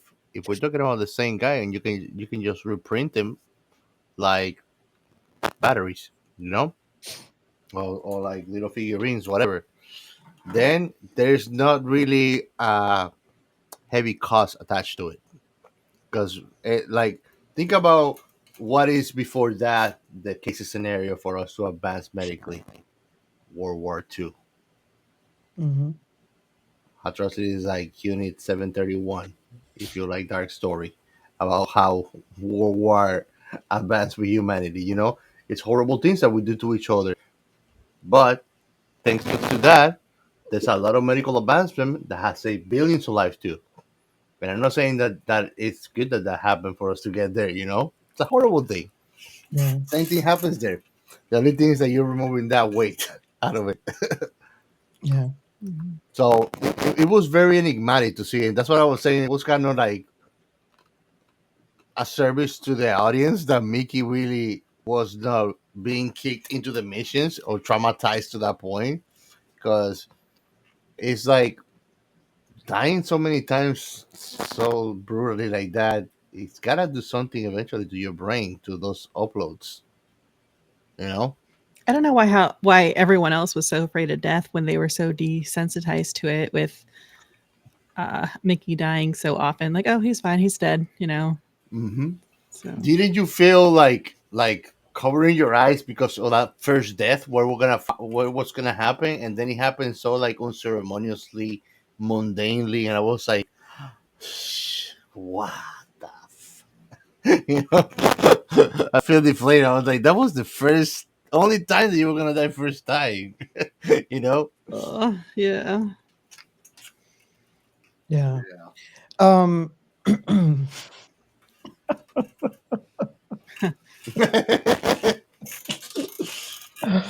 I want to hear from our audience who are watching us on YouTube. Just go into the comment section. We kind of do that already with politics, Ray. And you get to blame the past one. So, Ray, what is your thought on my comment there? I have a feeling you might have a lot more to say than me. Maybe. I mean, I don't see Mickey's situation as being relevant to anyone else's around him. That is pretty obvious when they're always asking, what is it like? When, I mean, they may not be aware that he doesn't remember his deaths because his backup is before he's put in that situation. But I think that, they see him die and then he's back the next day, and that might give them a false sense of continuation, but their lives aren't like that. They know that if they die, that's it. So I don't think they're going to get desensitized to it. If anything, watching him die over and over again is going to remind them of their own mortality. So I think it's going to go the other way. I think they're going to be more aware of their mortality because of this demonstration over and over again. I think I'd be less afraid of death if it was happened so often, though. Do you think that they see him as a human or an equal value life at all? No. Do you think that when you look at their interactions? Certainly not the leaders. No. Not even the younglings. Don't shoot him! Don't shoot him! You'll wreck my rug. This is a Persian. You can't get these up here. Now you can shoot him. Oh my god. That was good. So, Ray, what do you think about the process, the scientific process of getting everybody acclimated to the planet using, inoculations based on experimentation done on Mickey? Well, I mean, he did sign up for it. Yeah. Oh, yes. even if he was not, completely cognizant of what it entailed. He didn't read the paperwork. Read the fine print. Yeah. And sign out for it. Definitely read the fine print. But the whole situation he was the only expendable in the entire crew. Mm-hmm. He was the only one who had a backup, the only one who had been scanned, the only one who could come back from the dead. So Not really. if people had to die to work out how to live on this planet, it was his job. Mhm. So he signed up for it, and it was his job. Do your job. Yeah, Yeah. pretty much. Yep. It doesn't matter. He didn't read the fine print. It's his job now. Signed up for it. Yeah. I mean, he probably would have taken any job just to confirm that he would get off the planet. Yeah. Do you realize the logic of Mickey? Because it's like, I don't want to die by the mob boss, beheaded with a chainsaw. What is better than that? Dying some horrible way, repeatedly forever by a corporation. Yeah. You know, Well, You see the irony of the movie? It's like he was running away from death, and he chose death, but just over and over again. repeatedly. but let me put a But it caveat was on his that. choice. Okay, this will bake Robert's noodle. This will bake Robert's noodle. I know Okay, what you're going for, and I have a rebuttal. Oh no, prepare for noodle bakage, Robert. I'm ready. Okay, so Hit me. he dies over and over again, but he has no memory of it. He only has the third-party description when he's reprinted. So he knows he's died, and he's told how he died, but he doesn't remember the experience as he goes on as a Thank new God version of himself. Oh my god. So what is worse?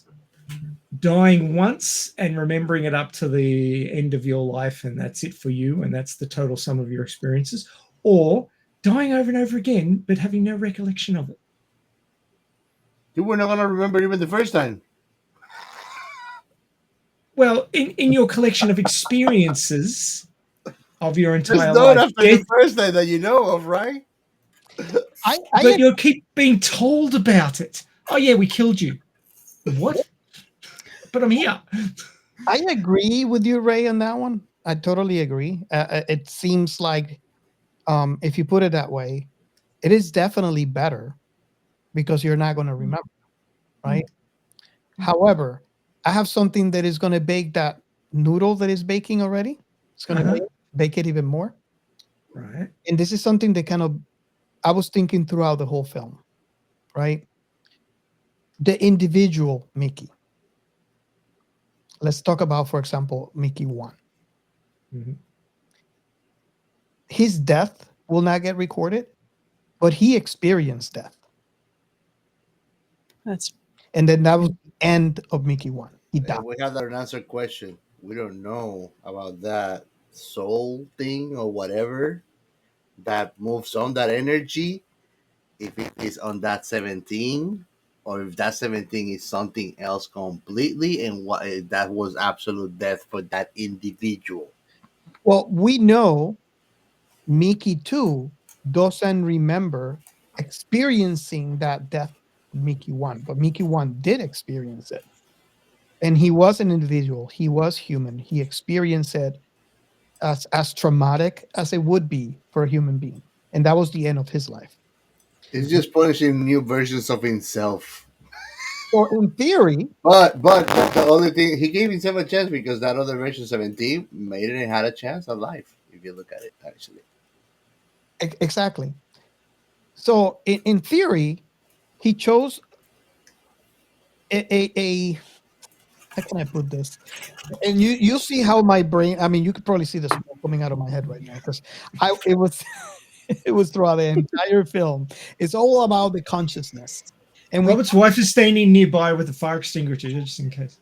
Yes, throw water on him. Yep. It's the same. It's the same problem, analytical problem that I have with Transporter in the Star Trek universe. The same argument. So you get transported from one transporter to the other. In essence, you're dying and getting copied in the other replicator. So I don't know. I just wanted to get it out here, see what you guys think about it, because it's something that kind of, I don't want to say that it bugged me, but it didn't let go. I was thinking about this throughout the entire film. Yeah, no, you're not alone, Rory. What is your thought, you? No, you're not alone. That was like the very first thought that I had. That's what I said. It was I felt so kind of like deflated when I saw how unceremoniously he just had his first death. After everything, it was very like shitty. It was not like he did this grand first step into the planet when he died first. 17 was the one that made it to the planet. There was something grandiose about his first death. It was like they were on a hurry to get to die now, to To get trust the started with it. process. Exactly, we start with the process of the printing. And I was like, shit, like that's crappy. And then that's what kept on in the back of my head is this one printed. Is it really him, or is it somebody else? Or something else? If you, and here's another thought that I had, and again, I'm sorry, I'm overthinking this, but if we are a collection of our experiences, and that's pretty much what I understand us being, because I can have a twin, we could have we identical, right? And because of our experiences, we become different people, Yes. right? But if we are a collection of our experiences, we are who we are today because of what happened yesterday, then they were not the same person. I have the answer for you. If I were to actually copy you to the T right now, a perfect clone copy of you, conscious, and then I put you side by side, and you guys live on the same roof, you'll become a different person, even though you were the exact same person the second you were placed with a second one.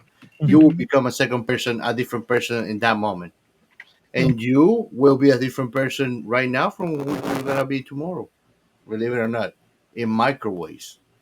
Because just like I have, and every single one of you, I'm sure that you don't think like you used to think probably 15 or 20 years in your life. Correct. Me neither. And we change with our life because we're a collection of our past experiences, and that was changing. Yeah. So that I'm glad you mentioned that, because now I don't feel alone. Yeah, no. That was one of the things that I was like, but that's what made me feel also very at home with like kind of like cyberpunk feeling, even though there wasn't very like augmentation bodily changes, was that kind of like how easily and carelessly death was handled around all over the place. Because cyberpunk, that's the essence of cyberpunk. You put life so low that everywhere you walk around feels like a butchery. And the movie was that feeling when you look at it. Here's how far I was thinking about this, right? Let me say this. I would feel better in the alter carbon universe, because although you could copy the chip, Yeah. it is possible to copy, right? You are that chip. Hmm. So your body is basically your sleeve. I So mean, I mean, the first time that I died, whatever lives on will live on, yeah, and so it'll be the same. when you die in alter carbon, they just get that and put you on a different sleeve, but you're the same person, right? It's different. But in here, that's the thing that kind of it was baking my noodle, is the fact that there, in essence, we have 18 distinct individuals, and 16 of those individuals died. They're not the same Mickey in my head, Hmm. but I might be wrong. Yep. So I don't know if Bree or Ray, you want to add to that conversation. What is your perspective on that thought? Well, the way I look at it, the moment he signed on as an expendable, the value of his life personally dropped significantly. Mhm. Like we spend all this time in our lives trying to do the smart thing and survive, and he basically took a job where he was not meant to survive. If anything dangerous had to be done, if they had to test anything dangerous, if they had to check atmosphere, if they had to work out what the effect of something was on the human body, he was it.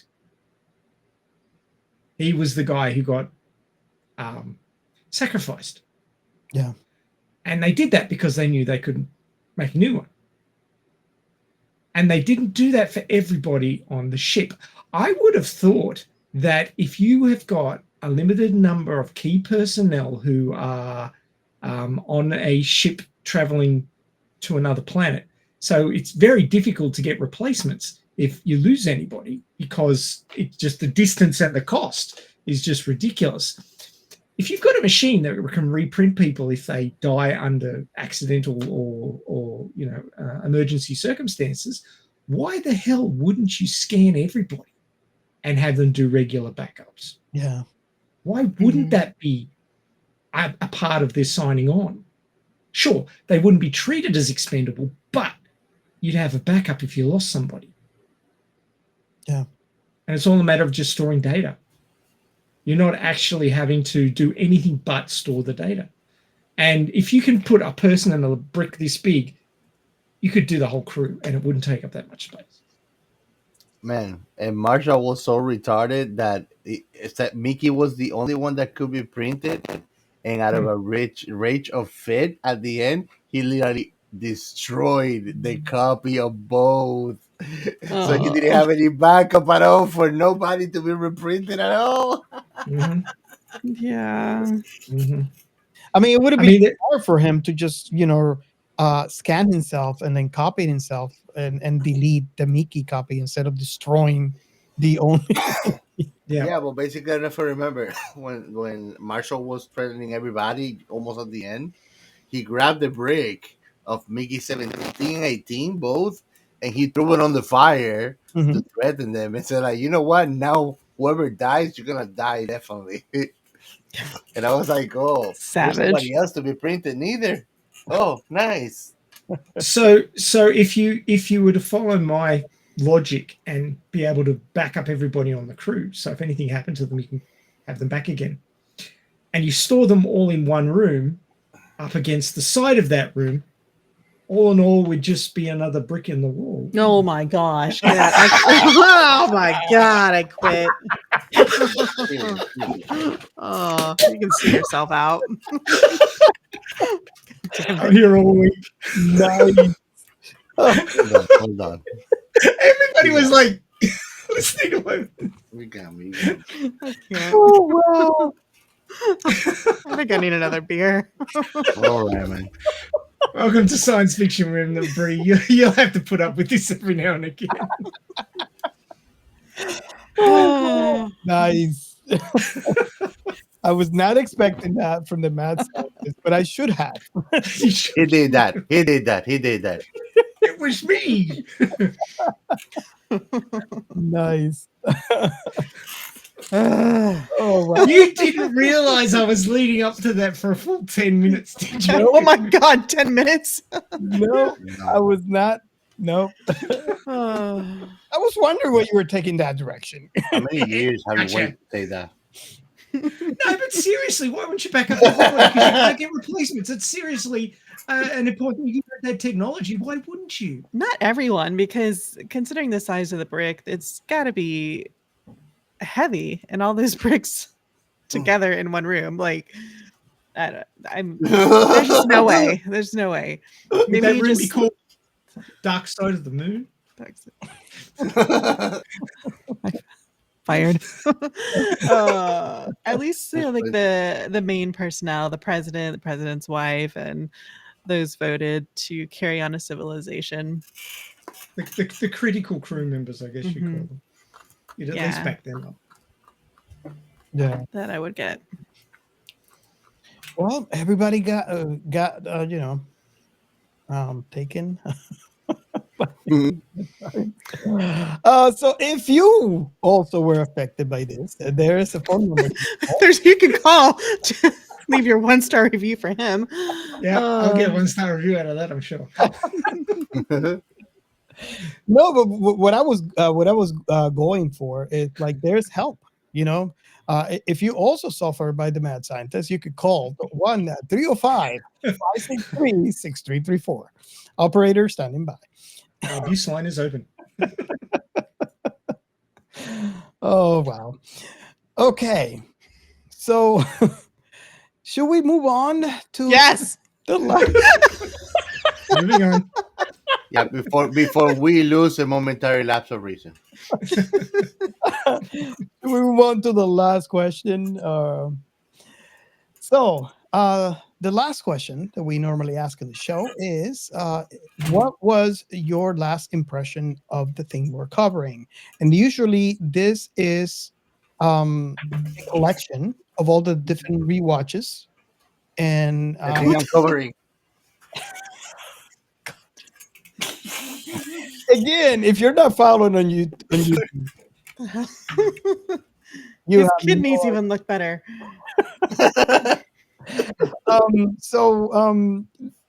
This is a collection of all the different rewatch. If you watch this multiple times, I can only speak to the fact that I watched this film twice. What is your collective last impression of the film? So I don't know who wants to go first. Okay. Well, I think that this movie is fun as hell. Robert, I definitely agree with you. The feeling of don't look up is definitely there. They try to drive you mad, but I think that the relaxed feeling of and vibe of the movie allows you to laugh it all off. I definitely suggest this movie, not for kids, but you're gonna have a hell of a time, for real. I mean, you and I were laughing all the way through, Robert, right? Oh yeah. And I think So that's what plays well in this film is the fact that comedic effects kind of balances out the everything dark that happens in this film because it's really dark. absolutely, It's dark, but it's not graphic. It's not like bloody or completely. It's not true. horror. It's or true. gory. They don't go like there's no like guts hanging or anything like that. Actually, now that you mention it, They they could actually have did a gone good job. Like there's a scene where like there's a lot of blood, like he's vomiting, but like Mhm. compared to like seeing something gory, that's not really gory Yeah. if you think about it. It So was that they fairly did a very tame. good job. They gave us the blood and they did a little bit like with the thirst. And Yeah. that's what I was saying. They could have gone that way because it's Mhm. well within the story. I mean, no, I mean the story begs for it. Come Yeah. Chopping on. off limbs. Yeah. When you read the book, you tell me if the story actually does it. Yeah. Because I'm sure the story is gonna have. That's more actually funny. something I meant to bring up earlier. Mickey 17, the source material is a novel called Mickey 7 by Edward Ashton. That's right. And it is available on Audible. And the book is Mickey 7, but they made it Mickey 17 so they could kill him 10 more times. Yeah. Is what I read. I'm thinking then that if it's 7 only really originally, that means less death but more dramatic each of them. Mhm. No, maybe. Because honestly, like to me, the thing with death is like there's several events in life. They are not specific, but they're a one time in your life event, just like being born or dying. But they're part of that process, and it Neither doesn't one you mean really remember. exactly. And I mean, dying is one of them, and in here it's like it gets you like confused about it. So it's a very interesting movie because it touches about like the question of death, and we are very fascinated about that. Always been, probably always will be since the Prometheus times. And so I like this movie because of that too. It kind of tickles that curiosity about that, even though it doesn't give you any answers. I think that also making good questions in form of scenes sometimes, like this movie done it, was a very smart piece of comedy but movie too. Yeah. And those are my last thoughts. Okay. Should I go next? Anybody want to go next? Okay. You go next. You got it. So my last impression of this film is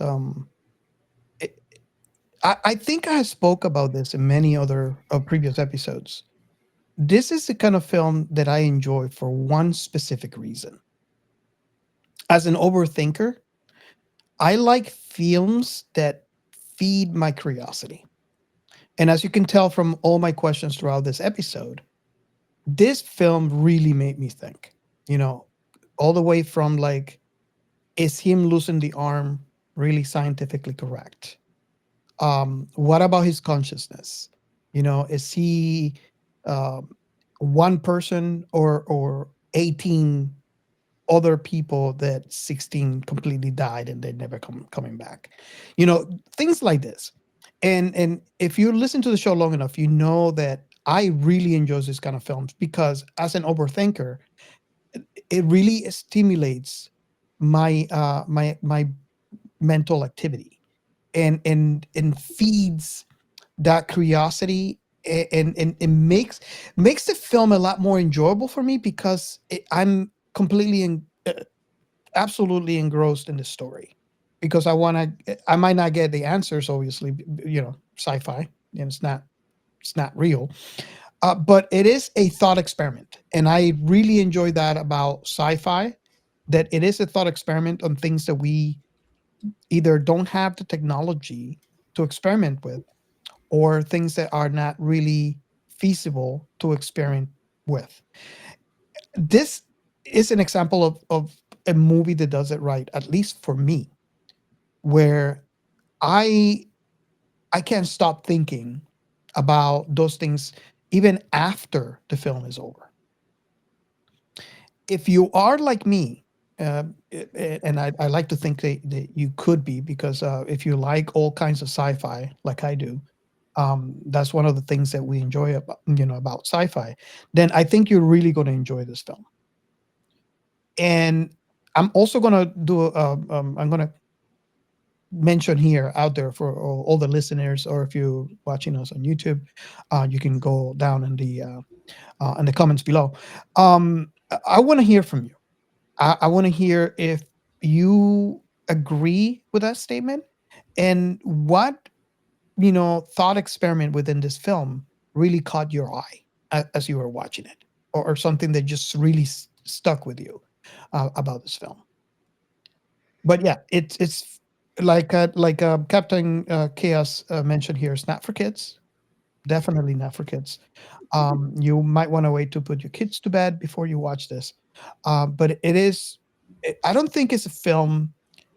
Well, it is a film that you could watch brainlessly, but It's a relaxed movie for adults. It's not for kids because there's some things that, I mean, I don't think that you want your kid exposed to like brutal deaths, sexual themes, and I mean Mhm. drug His consumption. butt. yeah, Yeah. You don't want that, But other Oh, than Nikky, that, I you're so mean, fine. You're so fine. You blow my mind. it's a fun movie. Besides that, that's why I say it's not for the kids. yeah. It's But not. it's hilarious movie.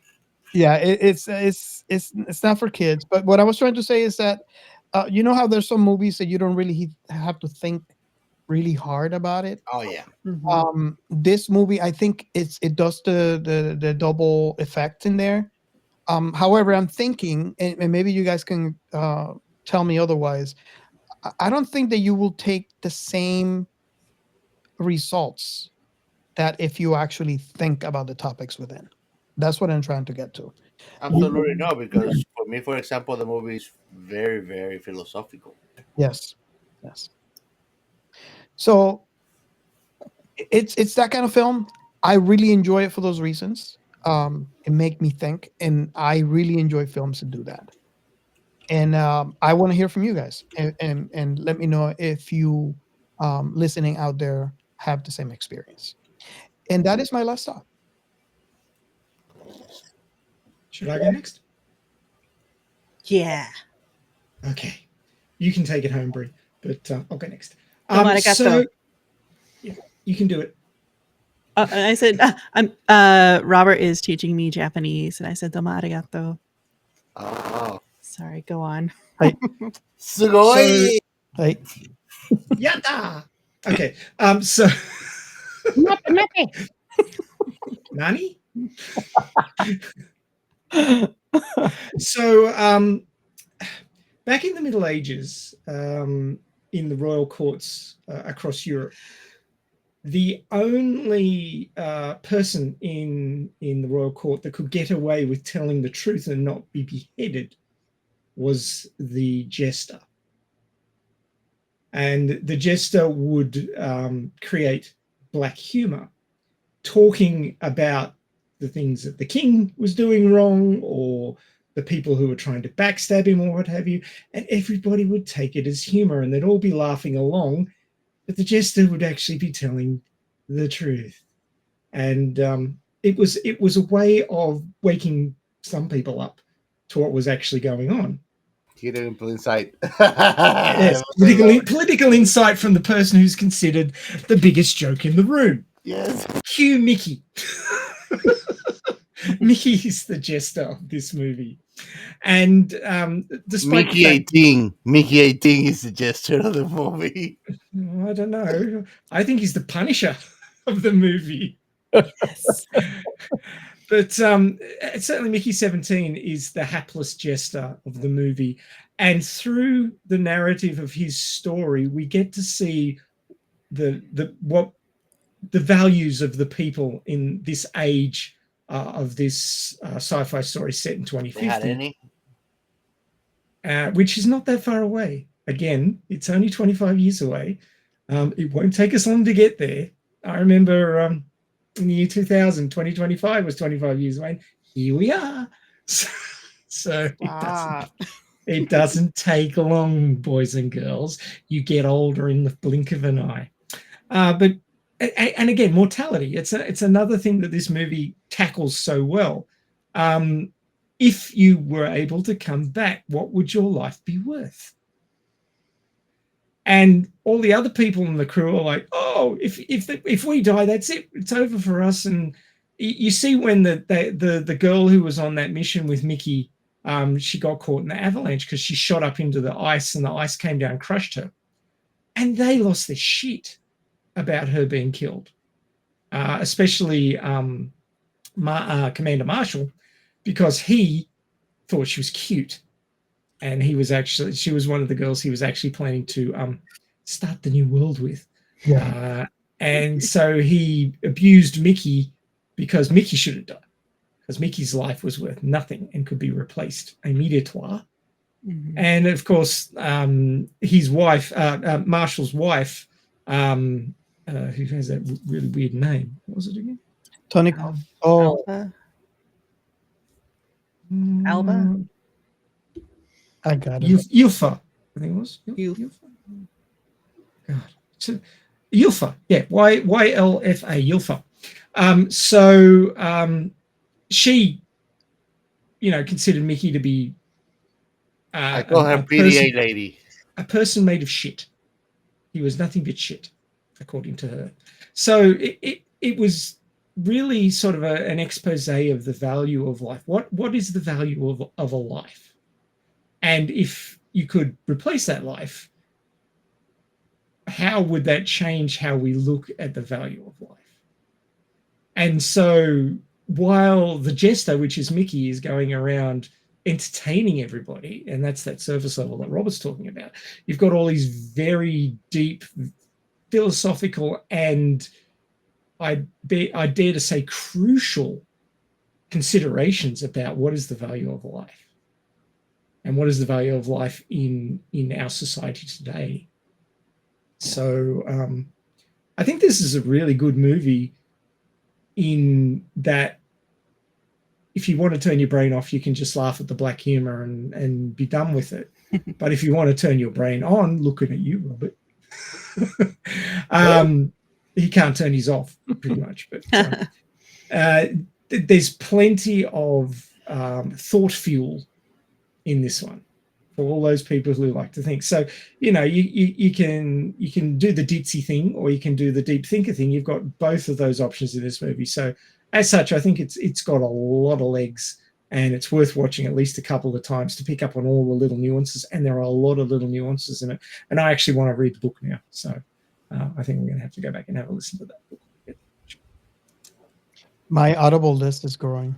We cannot guarantee anybody that you're gonna be as thrilled as Ray for the threesome. Disclosure.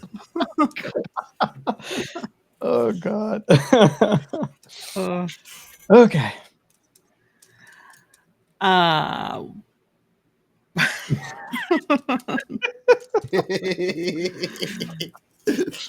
he is. I think, Robert, you're right. Like, you really get what you put into it. You can, if you want to sit there and kind of dive into every little bit, there's so much to explore. Or you can just watch it and just enjoy the really dark humor. Like, oh shit, that just happened. But it just keeps on going. It really stretches your imagination if you let it. And there's also the moral and ethical thoughts behind what is happening to Mickey, and if we were to do that in today's world. And you guys keep saying the value of life. Like, there is a value to everyone's life. But like, if I'm on hospice care, and like, life has different stages. Like, if you're an older person and you're about, I don't know, like 80, 90, like, I would be like, I've lived my life. Please don't copy me anymore. Like, I'm good. I don't want to be immortal. There's nothing else I want to do. So there is value in life, but there's not, I don't think it's a different perspective for everybody. Not everyone has the same value for life. That's why we have criminals. That's why we have like insane people and like, you know, so yeah, I don't know. So there's different values, and I don't know. I didn't really struggle with the ethical things of it, but yeah, especially when they were eating the dinner, and then they're like, "Oh, it's more ethical to it's, what did you say? It's more humane to shoot him and kill him, right? Instead of letting him suffer." Like, just I don't know, man. Is it though? Dehumanized completely. Yeah. Yeah. He wasn't. And he thanked them. So thanks for not killing me. Like, I'm fine. Thank you for the dinner. Thank you for the dinner. You did what? You thanked him for the dinner? Oh, I'm gonna go shoot him. I really did like Mickey 18. He was pretty cool. Oh, nice. I think he must have had the balls of all the other Mickeys kept in a box somewhere, because he was ballsy. He went out in a blaze of glory. Yeah, he did. He knew it had to be done. He did not stop short in anything, any emotion, or he knew it was right, what was wrong, and he went after it. He's the best Mickey there was. I think 18 was so pissed that he was like, "No, like this. I'm not gonna live in a universe where this bitch is me, really." That's why he went. Angry Mickey. Legend to the very end. Yeah, awesome. I wanted to ask you all before we move on to the last segment, because this movie made me think of it. Didn't it make you think at any given point, how would you act or talk to if you had a clone of yourself now? How would you, our audience, too? Let me think in that. I don't think I'd have to say very much, because we just look at each other and go, There you go. But you know, like, it makes you wonder, like, how would you act when you see yourself? Really? Well, the question is, how would I act being an empath? Same. You'd probably give yourself a big hug. Here's one that's gonna make you noodle, because the way that I see it is that because we change so much, maybe in the future you're a person that it's in a place at that moment that might clash with the person you were before or something, or it shows up, you know. I mean, maybe it'll give us a chance to see how we really are instead of how we think we Yes. are. Yeah, the outside perspective is very important, and that's something Mhm. that we do not have. Correct. Mm-hmm. Even if someone tells us, we won't believe it. We are humans and need to see it for ourselves. Now I can tell you, I'll probably beat myself up if I meet my teenage self. I'll probably beat myself up. I can tell you. Do you think you'd be able to? I think your teenage self would probably beat you. Oh up. yeah, I'd kick your ass. You'd like You fall know, and break a hip. You have a point. No, Yeah. it's he was so slightly. Scrawny, not swimming guy. Yeah, I don't know. Still, he'd have way more stamina than you. He'd like He'll probably beat me up anyway. So yeah. but But you know to carry a baseball bat, so you'd be right. yeah, Or a chainsaw. That's a bit permanent. Look at Mickey. He had a chainsaw. I would have fooled myself because I would have think I'm a badass just from what that too. So yeah, I look cool, bro. Oh wow. I'd probably walk up to my teenage self and go, Oh, and my no. teenage self would go, Oh, nice. Okay, so are we ready for the next segment? sure. The science in sci-fi.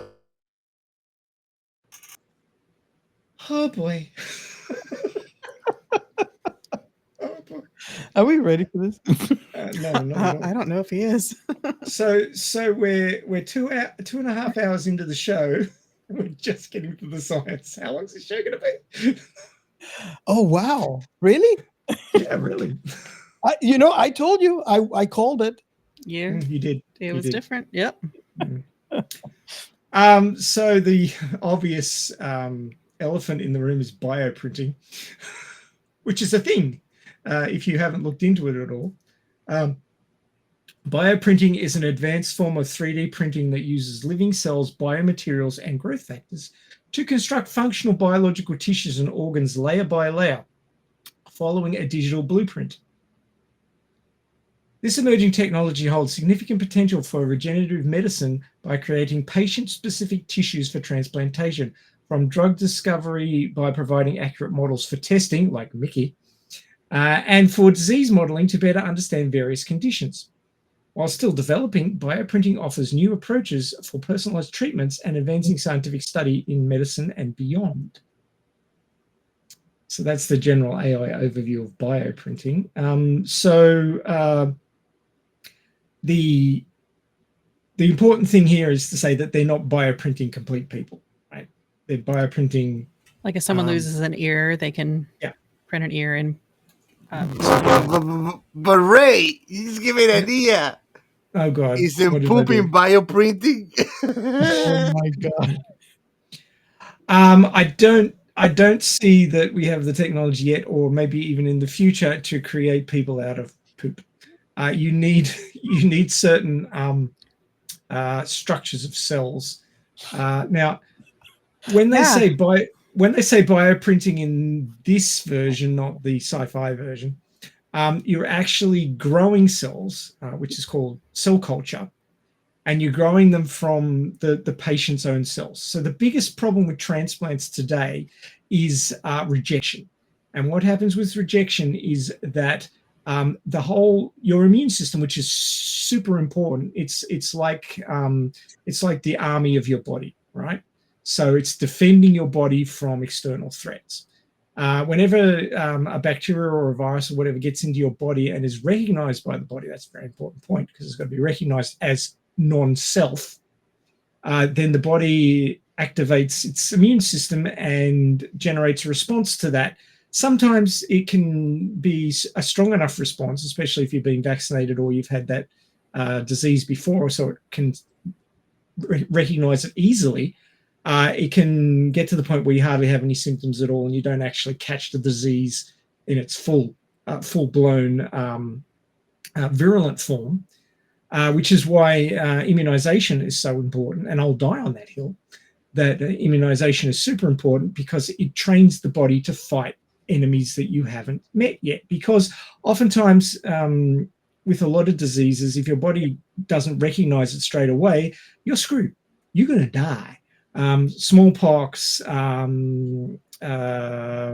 Death, all these other diseases, they were very the high mortality rate because your body didn't have time to get to recognize them so it could put up a proper defense, which is why immunization has wiped out certain diseases, which once the body could recognize them, it could generate a defense, a good enough defense that it could survive.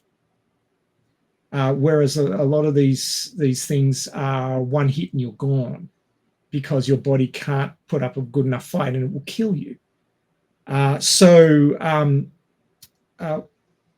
Going back to rejection, if you put somebody else's heart in your chest and hook it all up properly and it's beating away, your body will say, hey, those cells don't look like my cells. That must be an invader. I'm going to kill it.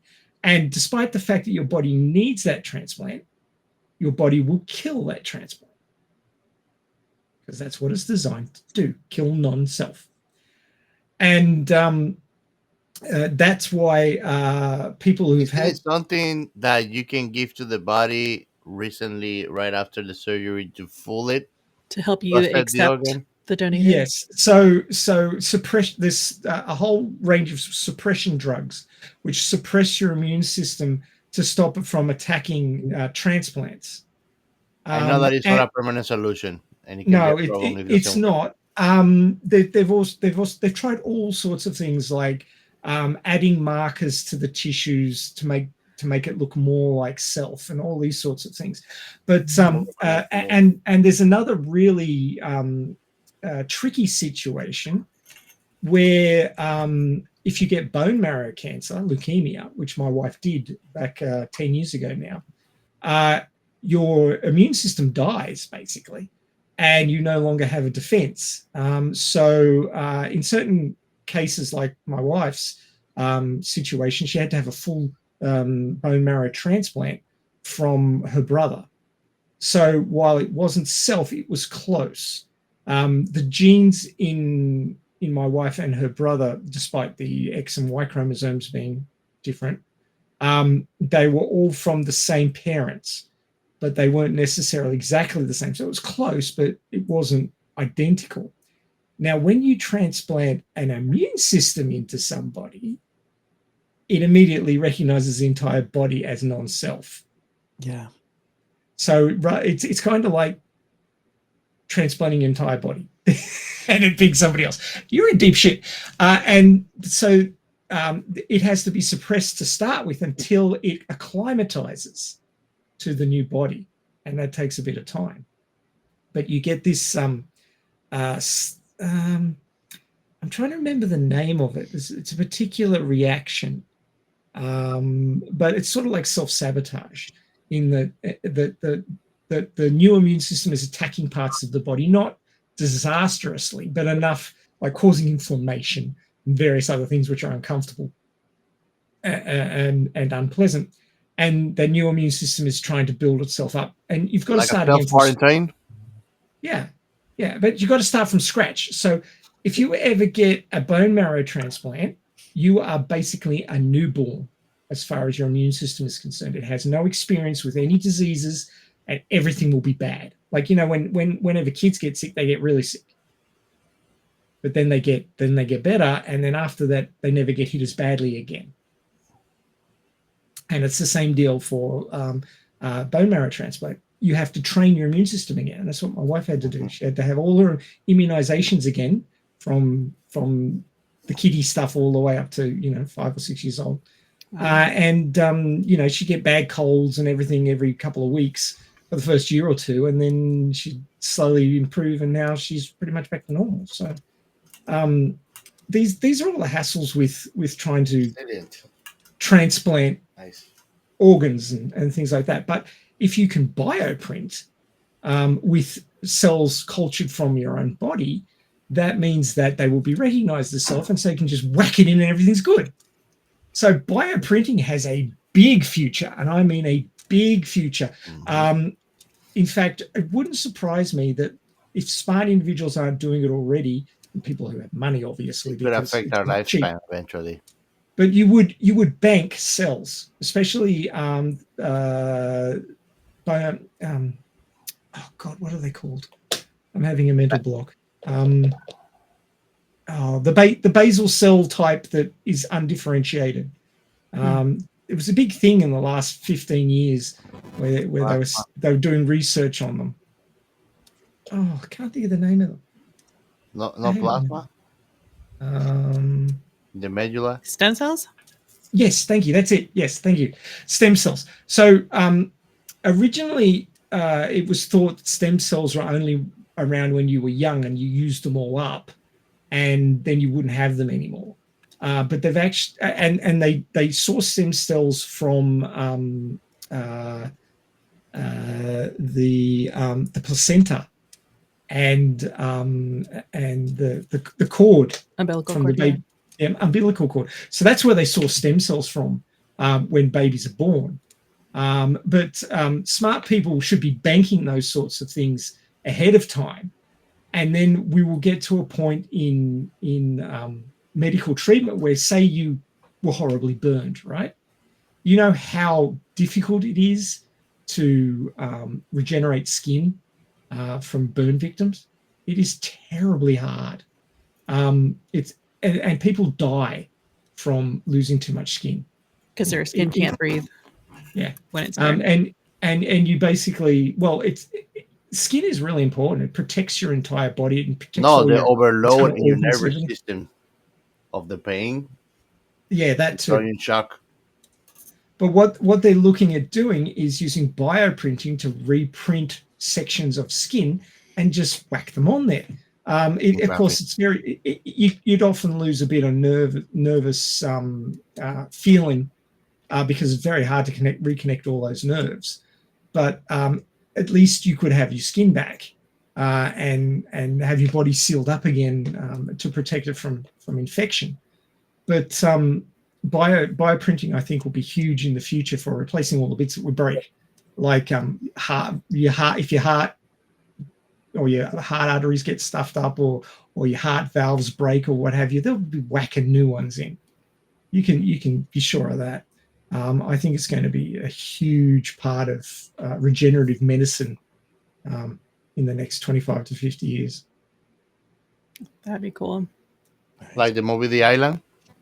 Yes. Right? Oh my god. But a little nicer than that. We win the lottery. Yay! Maybe that's why I never win the lottery. Oh. Yeah. I'm so unlucky. I never win the lottery. Shut up. Just shut up. For what you wish for. Were there any? The only thing that I don't like is that we don't have that kind of Xbox here yet. The boxing thing. You remember, Robert? Oh yeah, that was cool. Yeah. I was going to add to that too, that's one of the topics that I really enjoy reading about is a biotechnology field, especially when it comes to outside the norm. You know, when people think about biology, you obviously think about biology, right? The human body. But I really am really enjoying how the field also goes outside that, to where, you know, I think there's a computer out there, I can't remember the name, and I was reading about it the other day, where they're printing neurons, and it's like the essence of a biocomputer, right? So you're obviously they're at the infancy right now, where they're using logic gates, a little bit less than what quantum computers are now. But I can definitely see the future. I mean, imagine a computer, neurons. I mean, if you know how neurons work, and in case of an accident, they find a different way, a different path, so they can connect the entire brain. So just imagine a computer that not only, you know, it's made out of cells, so it keeps itself alive, right? But if some part of it is damaged, it reconnects through other neurons within there, in your computer still works quickly And too. of course, if you use neurons to create a computer, you can get megalomaniac computers and psychopathic computers, and Just You like know, people. what you know fun! why is it though, Robert? Mm.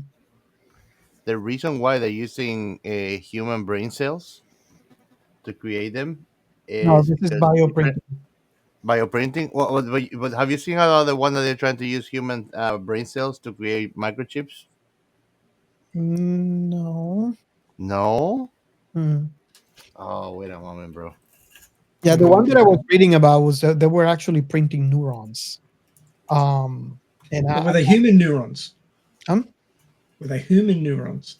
they were very close to human neurons.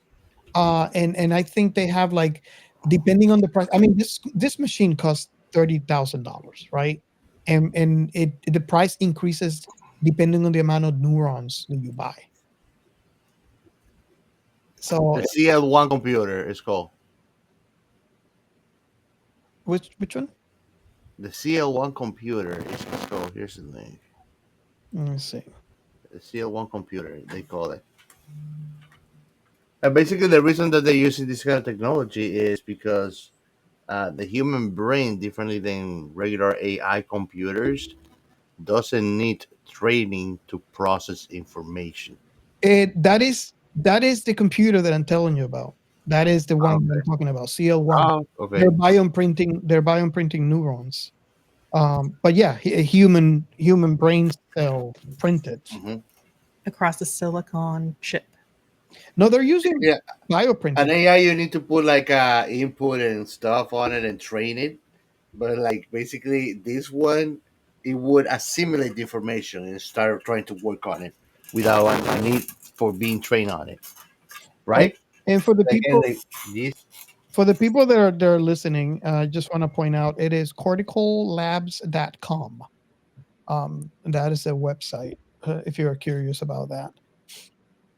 So they're very in its infancy. this is not sci-fi. That's great. Yeah, pretty much. Yeah, I just wanted to add that, Ray, because it is a topic that I really, really enjoy.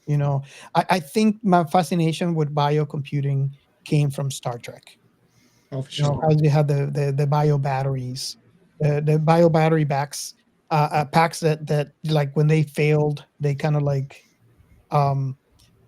reroute themselves to other packs until you can go and replace them, and you technically don't replace them. You kind of like just cure them and then put them back. Obviously that's sci-fi, that's way out, but it is kind of the same context. It's a biological, device. I don't want to say people because it doesn't have consciousness, but it's kind of like an ear, a bioprinting ear or something like that. It uses cells. So that's all I wanted to add. What about Chaos or Chaos 2? I mean, Brie. You guys have anything sciencey to add in relation to Mickey 17? I just kind of added. How can we top that? Like, Yeah. He went Star Trek. We can't top that. Oh no, I love Star Trek though. Well, of course, the discussion does not stop here at the end of the Science and Sci-Fi. The discussion continues on our Discord channel. So our Discord channel, very easy to get onto. You can either scan. I was about to point out and I moved. You can scan the QR code that's on the screen right now if you're watching on YouTube, or if you're listening to us, the QR code will be available in a month if you're listening to us just after this drops. But of course, there is a link in the show notes. So if you go to the show notes for this episode, you can find an invite link to our Discord. Now, most people these days, if you're on the internet, you know about Discord. Discord's a really interesting platform. It has a whole bunch of different servers with different topics. And one of those topics is Science Fiction Remnant. And our Discord has a lot of different channels for all sorts of things to do with sci-fi, various IPs, various types of sci-fi, and memes and all sorts of other fun things that we do there. and sci-fi adjacent topics as well. And we chat away there, and it's very easy to join us. If you already have Discord, you can just click on that invite link and come and be part of our Discord. Or if you don't have Discord already, you just need to get the app on your phone or your computer, and then put that invite link into your browser. It will open up in the browser and then shoot it through to your Discord on your device. Now, you will need to set up an account. A basic account is free. There are paid levels that get you to do other pretty little things, but you don't really need it to chat with us. But you can come on our Discord, check out the rules, decide which channels you want to be able to see. You don't have to see all of them. Of course, us being hosts, we see all. So we have lots to look through there, but there's lots of different things that you can discuss there. There are voice channels. We also have events where we're watching the next IP that we're going to talk about. So we have watch parties. If we're going to do audio ones, we might have audio parties, recommendations of books we'll all be reading for shows, or sci-fi computer games. We often have play alongs there. If it's a multiplayer, you could join us. And if it's not a multiplayer, you could watch and comment. So lots to do there. You should come and join us on our Discord. Easy peasy. Of course, if you like this episode, do share it with your like-minded sci-fi friends, and do let them know about our Discord if they want to continue the conversation as well. We have a couple of websites. The first one is sciencefictionremnant.com. That is our main portal for the podcast. There you'll find our latest release podcast and connection to our back catalogue. There's lots of different fun things there where you can see what other IPs we've covered in the past. Do recommend that if you don't like spoilers, that you watch before listening, because of course we spoil. You should know that by now. But you can also find the short reads there, which are topics to do with science, current science, future science, and science fiction. You can read those in 5 to 10 minutes, and they just give you ideas, or thought experiments, things to think about, and different ways of looking at science and science fiction in today's experiences. We have another website. It's called thisisscifi.net. That's one for the creators. It's in its infancy, so if you want to get involved there, it's like getting involved with the hashtag big time. So if you do have an IP that you're working on, you've got your baby in sci-fi that you're really keen on, or you've got a hill that you will die on to do with an IP, or a type of sci-fi that you really love, get involved with that website, be part of creating it, and we'll push along This Is Sci-Fi as a hashtag and as a website. We are all over socials. You can find us on X, Facebook, Insta, and of course Threads, which is kind of like the nice X, which is part of Instagram. We get a lot of engagement there, talking about science fiction and our various podcast topics there. So do join us on those. We're also on Blue Sky, and we have a Substack as well. Now, Substack's really quite interesting. It's a way of getting access to various short articles and topics, sort of like a collection of topic sorted blogs. So that's kind of how that one works. Now, what you can do there is you can create an account on Substack, and you can subscribe to various Substacks. They're in various topics. Ours is obviously under the sci-fi banner, and there are other sci-fi ones there as well that I'm subscribed to. And what you can do is you can either go into the website and check those out, and it will give you a list of the different Substacks that have posted since you last visited, and you can go through and look at the releases on those. Or if you prefer to have it delivered handy dandy to your email inbox, you can set it up as a daily digest or a weekly digest, and those will be sent through to you from the different Substacks you subscribe to. So check that one out. That's another great way to get our short reads. We have a Buy Me a Coffee. Making a podcast is not free. We do have costs that come along with creating this for you all. And hopefully you find that a benefit in our podcast. And if you do have the ability to help us out with the costs, we would love it if you could drop a few shekels on our Buy Me a Coffee. You can either set it up to donate as little as $1 a month, or you could go for a larger amount on a regular basis, or you can do a one-off donation. So if you do find what we're doing to be of value and would like to help out, we would love for you to drop us a few bucks there. That would be great. Don't forget that we have a hotline. You can leave us a message on 1-305-563-6334, or if you're in the continental United States, it's just 305-563-6334. You can leave a message there anytime, day or night. Do let us know if you're willing to let us put that into a future podcast, and we will play your message and talk around it. We've had a lot of fun in the past with the messages that we've received, and we hope to get one from you soon. And of course, Gio is waiting for his first 1-star review, and after my bad Pink Floyd joke, so am I. Even if I have to give it myself. Oh, bring it on. Bring it on, Bree. Bring it on. Anyway, thanks for joining us. Do check out our back catalog. We've had lots of great conversations there. Do let us know. Jump on our Discord. Do let us know if you have an IP that you would die on that hill for, and let us know what you think about it. And of course, tell us what's happening in that IP, whether it's a single movie or it's a huge number of series, like something like Star Trek or Star Wars or whatever. Let us know what you're really liking. If we haven't covered it already, do suggest something that we could cover. We can look into it. It can be movies, TV, computer games, books, audio books, all those sorts of things. Anything to do with sci-fi, we'll take a look at it. And hopefully we can get you on as a guest, and you can come on and tell us about your favorite IP and all the juicy little details that you've picked up over time, as those people who are really hooked into an IP find, and help us along with our discussion, because we love discussing all things to do with sci-fi, and we hope that you do too, and we hope you'll join us for the next episode of Science Fiction Remnant. Bye for now. See you next time we get printed. Bye.